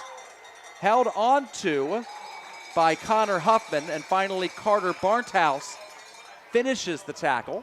But a great gain for Caleb Miller there. He's done yeoman's work there playing quarterback tonight. Caleb will sleep well tonight. Yes, he will tell you that. The Baden field goal right before the half was a 40-yard field goal by Nicholas Warner. That's pretty So impressive. 15-10, Alter leads the Baden Rams as they get ready to start the third quarter down at Fairfield Alumni Stadium tonight. Caleb Miller is going to try to run this. No room there in the end. Wrapped up and brought down by John Brillhart, number 76 of the Spartans, and that's going to be a loss of 3. Yeah, you've said his name a couple times. He's a big kid out there. Defensive lineman and eating up a lot of space. Taft leading Western Hills 48-0. Wow. That's not even fair. Clinton Massey at halftime leading Western Brown 56-6. What has happened to Western Brown? I don't know. My goodness. Second down and 13 for Madison. And this is going to be a quarterback lead. Yeah, the running back basically acting like a fullback as a lead blocker on that play. He's going to get back to the original line of scrimmage, and it's going to be third down and 10 for Madison.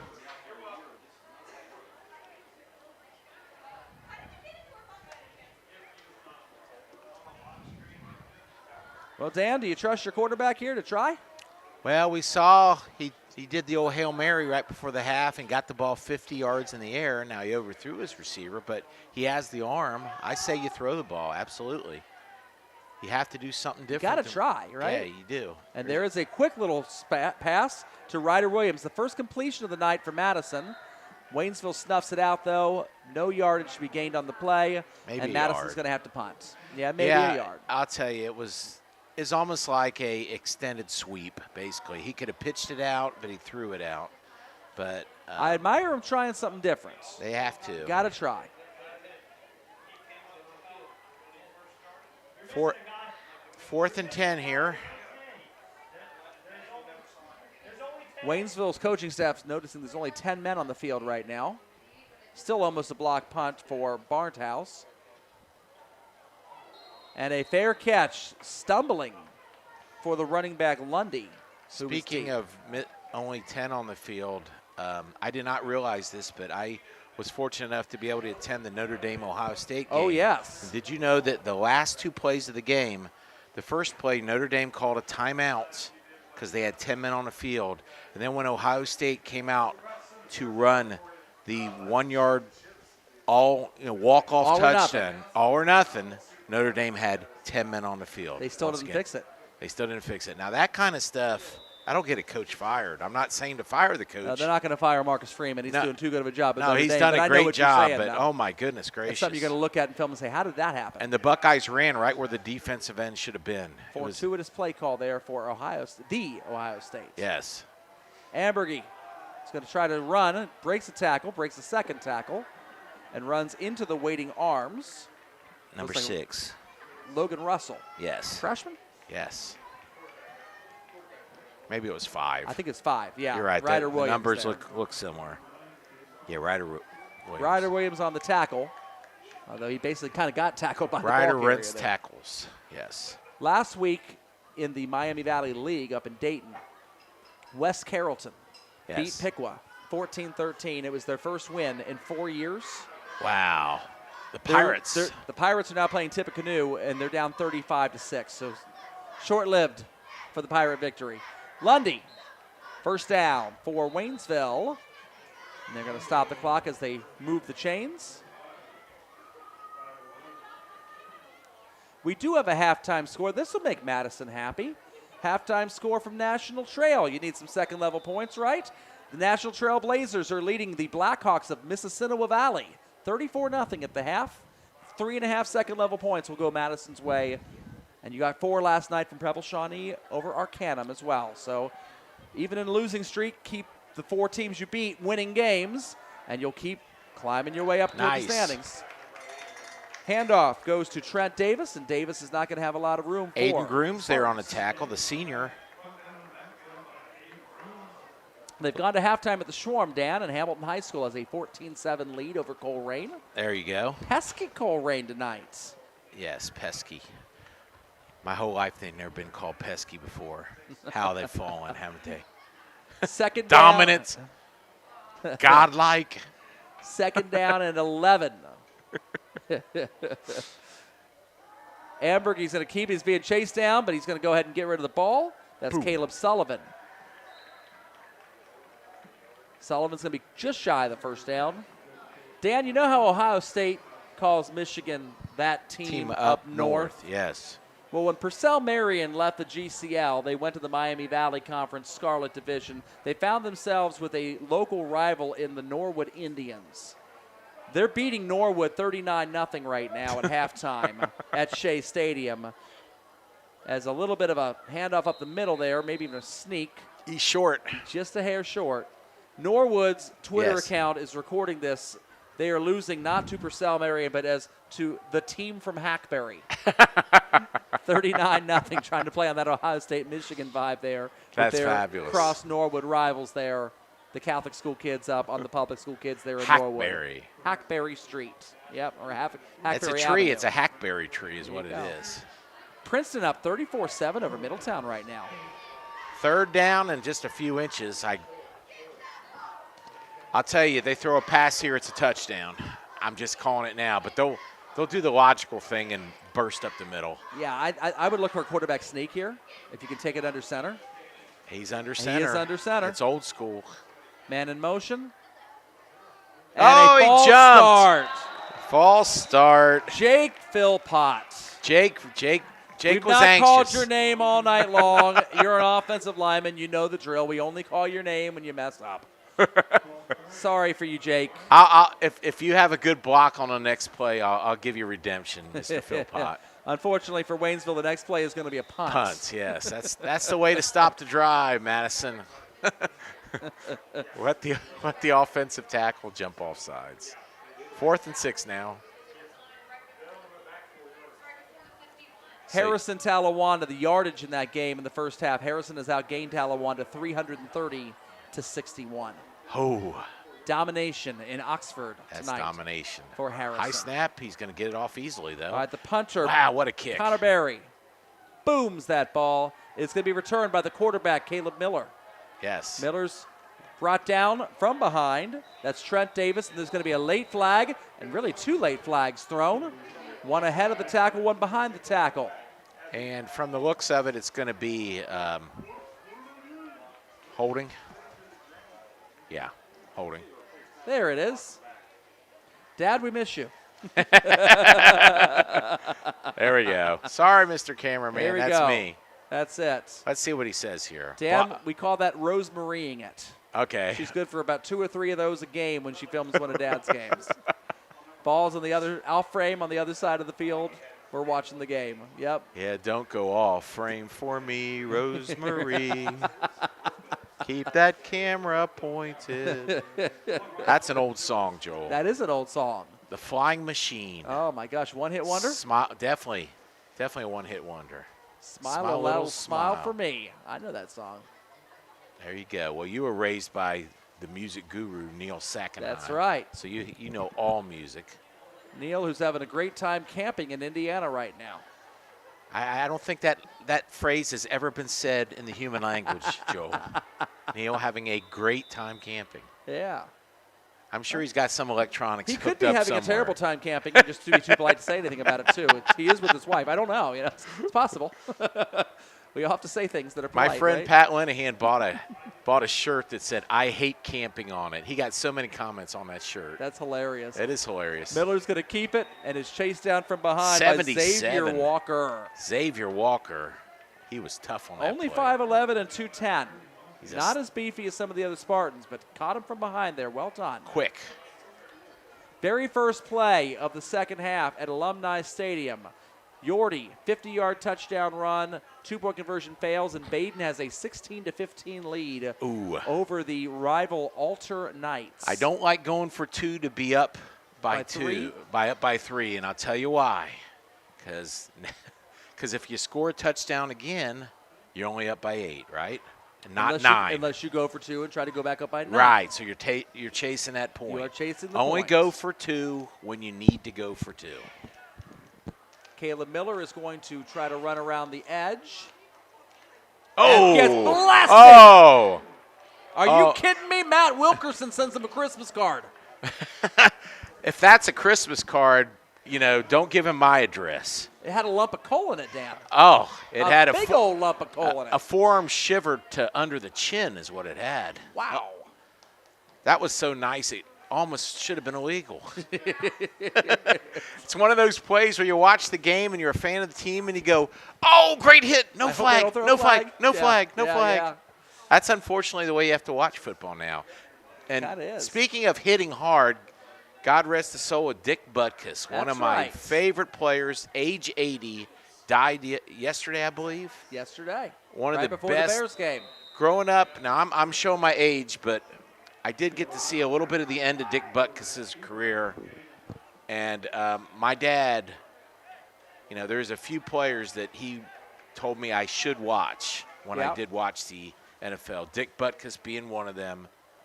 Ray Nitschke, a linebacker for the Packers, being another. Ray Nitschke, if you see any pictures of him on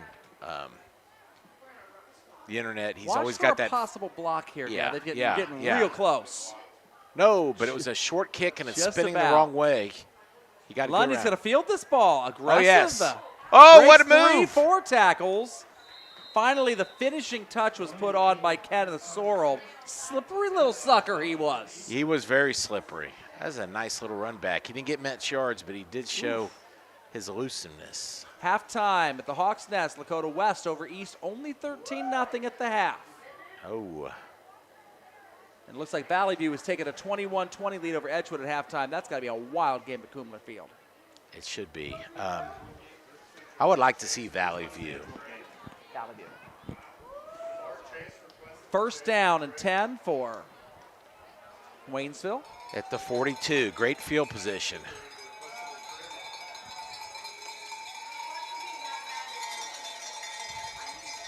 Handoff up the middle to Lundy. Lundy's Running going to try hard. to break it. He can One fly. man beat to the end zone. Touchdown. Garrett Lundy from 42 yards out, and cue the running clock.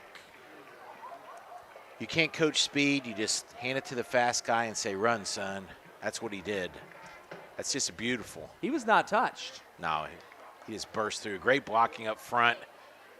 And 72, the gentleman that had the holding call on fourth down, ran up his hole. Phil Potts. Yes, Mr. Phil Pott. Good 62. memory. 62. Very good block by Phil Pott.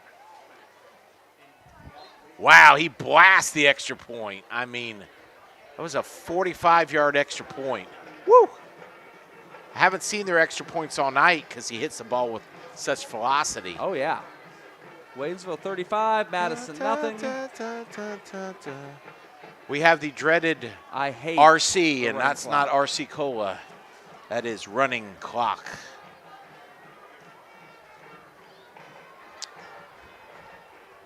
Dan, to Yes. try to ever so slightly combat you on the bait and alter.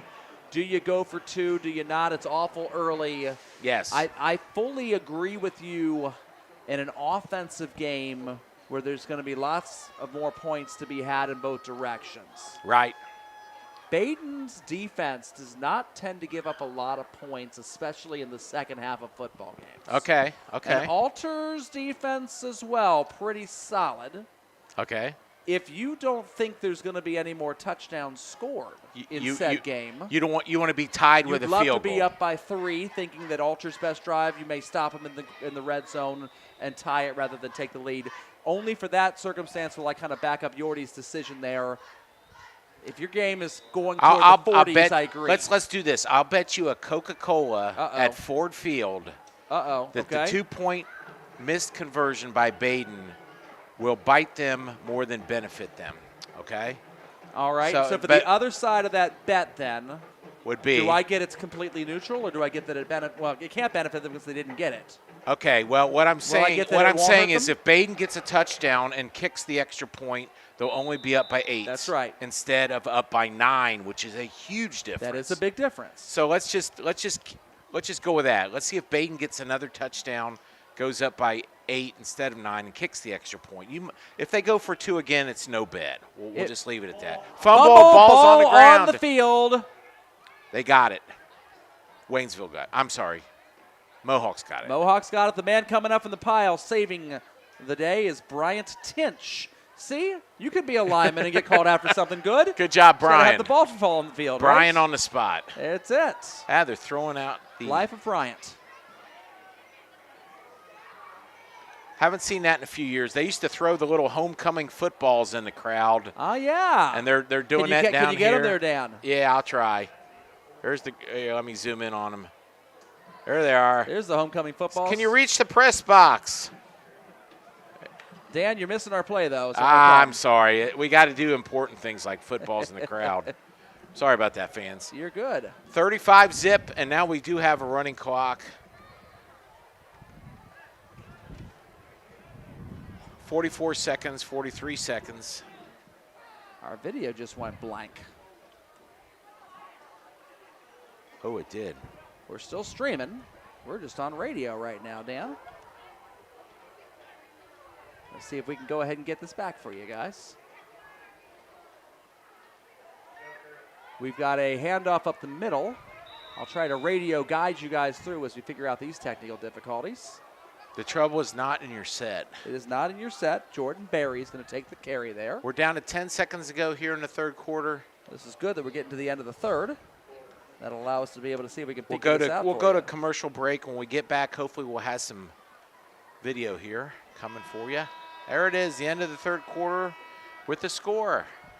Waynesville 35, Madison 0. You're listening to the Butler County High School Sports Network.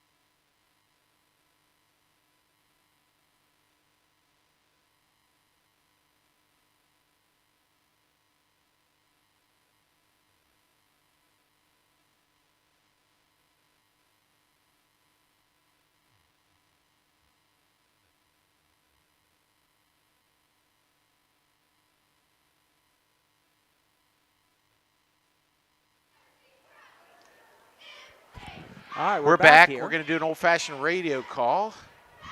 It's a punt. And Waynesville will let the ball roll, and it'll be marked dead at the 34-yard line. So first down for Waynesville. And no running clock. I don't think they remember the rule, which is fine with me. Don't tell the officials. Fantastic. 11:42 with a non-running clock. Ball on the 34-yard line.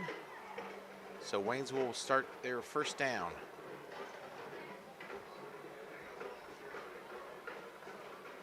Joel is frantically trying to work to give us some video. We'll see what happens.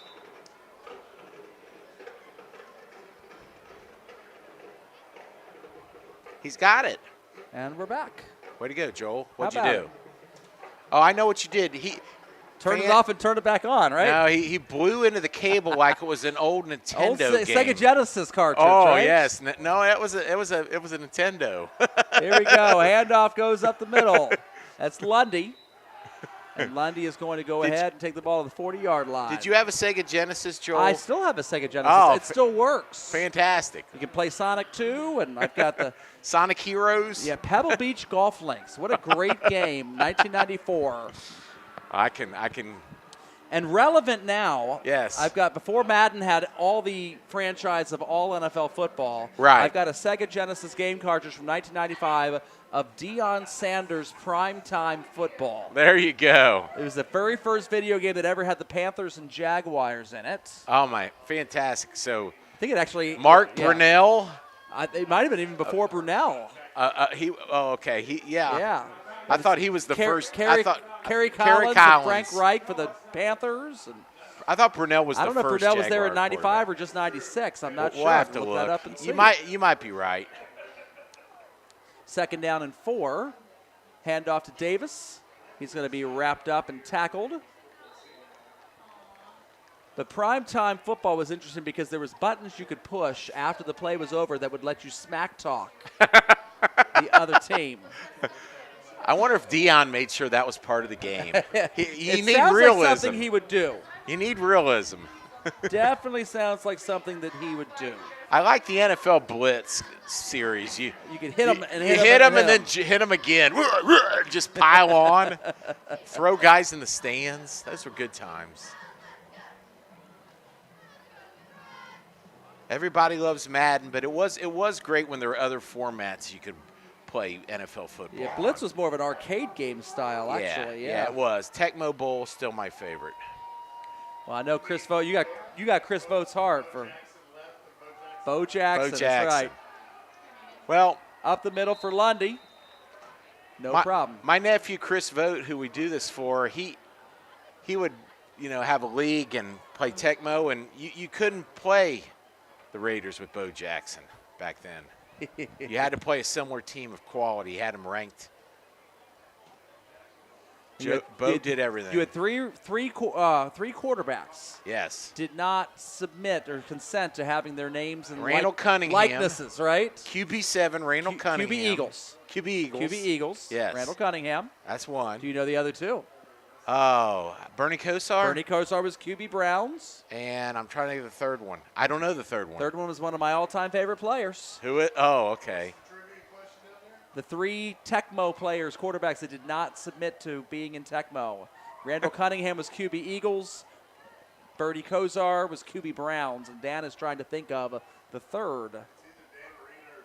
It is neither Marino nor Young. They're both in the game. QB Jim Kelly. Jim Kelly, QB yes. Bills. QB Bills, number 12. QB Bills. And by the way, in the NFL, this is the first year since 1960 that there has not been a single quarterback in the NFL that wears number 12 as a starting quarterback. Wow. First time since 1960. No number 12 regular starter. All right. Maybe a bench warmer might be, but not a regular starter. You got to go through the 12s now, guys. You got Joe Namath, of course. You got Terry Bradshaw. You got Tom Brady, of course. Jim Kelly's still my favorite. Jim Kelly, of course. Love Jim Kelly. Oh, my goodness.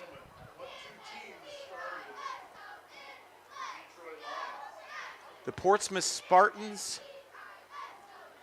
The question is about the 2 teams that started the Detroit Lions. The Portsmouth Spartans is one of them from Dan Vogt. And I'm trying to think of the other one. 2-yard gain.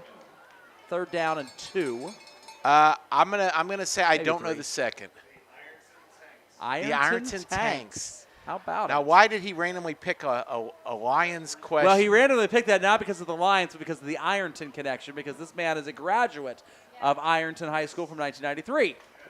Well, the Lions are my favorite team, and they have been, and I'm a long-suffering Lions fan, and I'm going to go watch them on Sunday. We can neither confirm nor deny. The Ironton Tigers. Clock is ticking now. We're down to 6 minutes and 45 seconds to go. Of course, 35-0. Ironton, by the way, currently 6-1 this season. There you go. They are also Division V school. It's a team that Madison could see in a state semi if they make it that far. Number 1 seed in Region 19. Handoff to Lundy.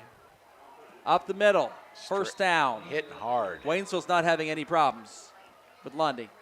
They're handing the ball off, and he's not getting touched till about 4 or 5 yards downfield.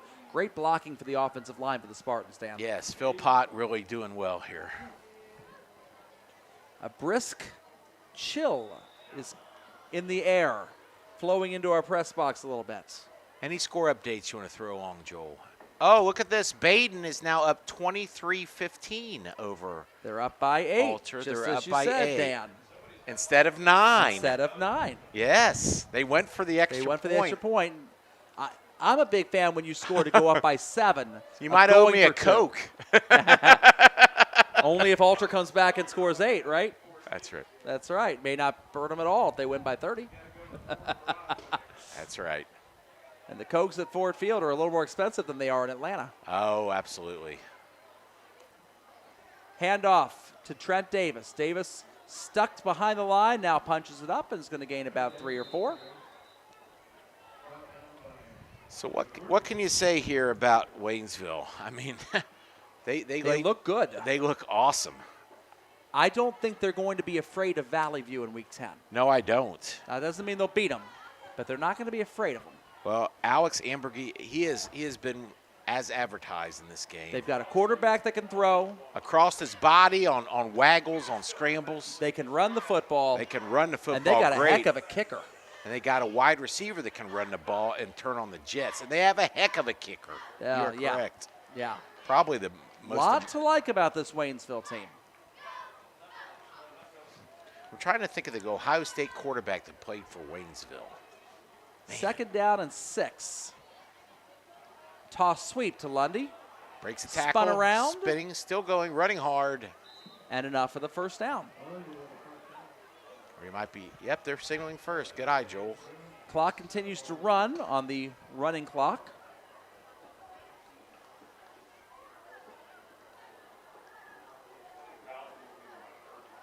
Ooh. Listen to that. Ooh. We have an insider information. Third quarter score at Kumbler. Valley View is up 28-20 over Edgewood tonight. They got a Division II opponent.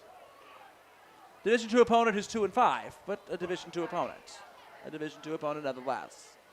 It's very odd with the Southwestern Buckeye League that the smaller schools seem to be better than the bigger schools.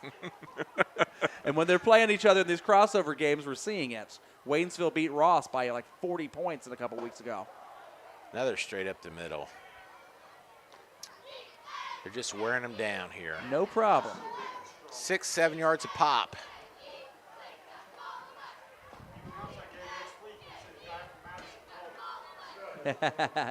They'll play in 2 weeks. You got to tell the 2 weeks. You got to tell Madison to schedule an easier opponent for their homecoming. You know. Yeah, I don't understand. You should always schedule a decent homecoming game. You want to go out with a victory. We'll see what next year's schedule looks like for the Mohawks. This was a heck of an opponent tonight. 2nd and 5 here. Madison just continuing the drive. There we go. Hit in the backfield. Not much room there for Lundy. And that was Aiden Grooms, the senior, playing it hard in his homecoming game. Trying to give himself some memories. 30 years from now, he'll say, I dropped him in the backfield in the 4th quarter with the game on the line. We're down below 2.5 on this running clock. 3rd and 10. Let's see if they do the considerate thing and run the ball here. And they got offsides. They're going to continue. They didn't call it. Wow. They're trying to get the game over. That's all they're trying to do. There's a late flag. It might be a makeup call. They'll call holding instead. Yeah, putting a bow. Face mask on Madison. Putting a bow on this conversation, Dan, about the Southwestern Buckeye, because there's 5 teams in one division and 7 teams in the other, not 6 and 6. With Oakwood being Division III and being a smaller school, it makes no sense why Oakwood would not be in the bigger school division. But regardless, you need to talk to the director of that conference. it gives us 5 weeks in a row of one crossover game at the odd number in each division. And the scores so far through 2 weeks of crossovers: Waynesville over Ross 30-7. 4th and 1. Waynesville over Ross 30-7. Wow. And then Eaton over Monroe. Straight up the middle. He busted through. We have a touchdown. Who's that, Dan? Number 8. Caleb Sullivan. Sullivan running with a full head of steam. Touchdown. Boy, he is fired up. They're dancing out there. There's no dancing in high school football. There's no crying in baseball. So we had Waynesville over Ross 30-7, and Right. Eaton, the smaller school, over Monroe 48-7 last week. The little now you got schools- Valley View up over Edgewood so far by 8 at Kumler. Wow. The Buckeye division, the smaller schools are kicking the tails of the bigger schools right now in this conference. Here's our all-world extra point attempt. It's going to go 40 yards past the goalpost. Barry's kick is up and good. It hit the bus in the back of the street. He's a sophomore. And so we have a 42-0 Waynesville lead that's probably going to end up being our final score with less than a minute left to go on a running clock.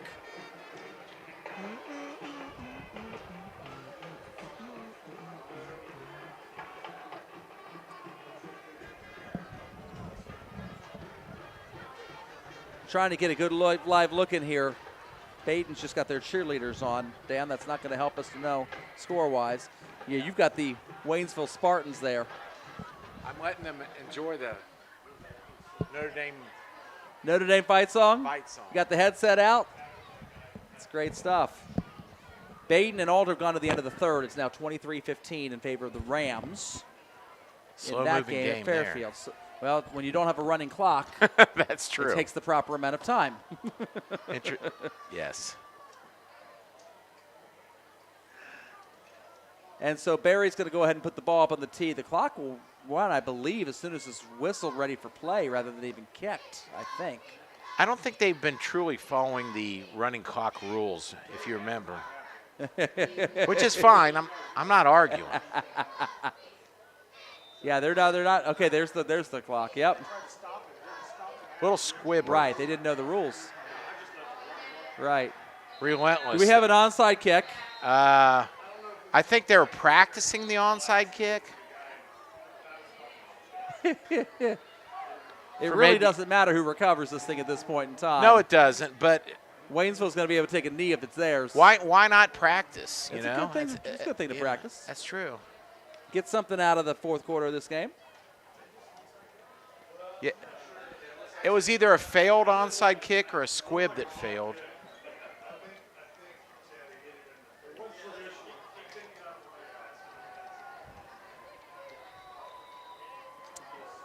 The touchdown for Baden to put him up by 8 was Alex By the way, Ritchie to Aiden Waynesville- Brown for 51 yards. Waynesville Yeah. did recover the onside Yeah. kick.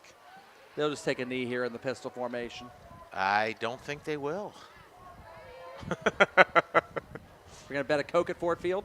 No, I won't bet you, but I don't think they're going to take a knee.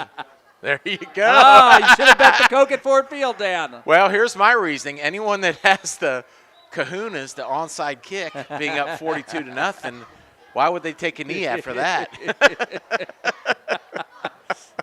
That's what I'm going to say. Oh, my goodness. All That's right, going to be the final play of the regulation here. 42-0, all Waynesville tonight, Joel. Joel, what do you think? What was the key to Waynesville's success tonight? Well, honestly, I think it starts out with their quarterback being as excellent as he is. Right. Alex Ambergy put on a show tonight. Lundy was able to run behind the line. But I think the other thing, too, playing a role into this is the fact that Madison is down some key members of their team due to injuries. No doubt, no doubt. And no, I think Waynesville being the number 2 seed in this region, they would be favored even against a perfectly healthy Madison team if they meet each other in the playoffs. But I'm sure Steve Poff would love to have Madison at least have their quarterback, and Cy Thompson, and the running back Rodas back. And props to Caleb Miller. He played his heart Yeoman's out. work. He really did. I mean, how much of your playbook is even available when you don't have 5'9", 175. Not the biggest kid, but boy, he ran with heart. He ran hard. So my player of the game in a losing effort, Caleb Miller. And props also to Connor Berry. 6 extra points, a number of touchbacks, couple good punts, also caught a long touchdown. Yes. And threw a touchdown pass Yes, to the he did. quarterback on a trick play as well. Yes. So, Madison, the bad news, it's a 4-game losing streak. The good news, you got Oakwood and Carlisle the last 2 weeks. Hopefully you get Quentin Rodas back by week 10. You're still on the 5 line at this point in time. We'll see if Milton Union wins tonight, overtakes you. But a home game is still very much in the realm of possibility for the Mohawks if they can finish 6-4. This is a beautiful place. This is a beautiful place to have a home game. I'm very impressed with the facilities here at Madison. We'll take one last look at this eye chart here, and you can see exactly where Madison is. Madison's on the 5 line. They're going to fall a little with the loss. Milton Union will probably pass them if they beat the Bethel Bees tonight. Not the Bees, but looking down at number 9, Purcell Marion. Are they really the Bethel Bees? They are the Bethel Bees. Like yes. bzz, that like bee? bzz, bees, yes. Oh, my God. Exactly. But you got Purcell Marion, Marymount, Bethel, Tate, Greenview at 9 through 12. Unless you get one of them jumping up and Madison falling all the way down there, a home game is still extremely likely for the Mohawks. Okay. If they can win their last 2 games against Carlisle and Oakwood, and those Which will they'll be games, favored in both. They'll very much have the opportunity to win those games. So Okay. we'll see what happens.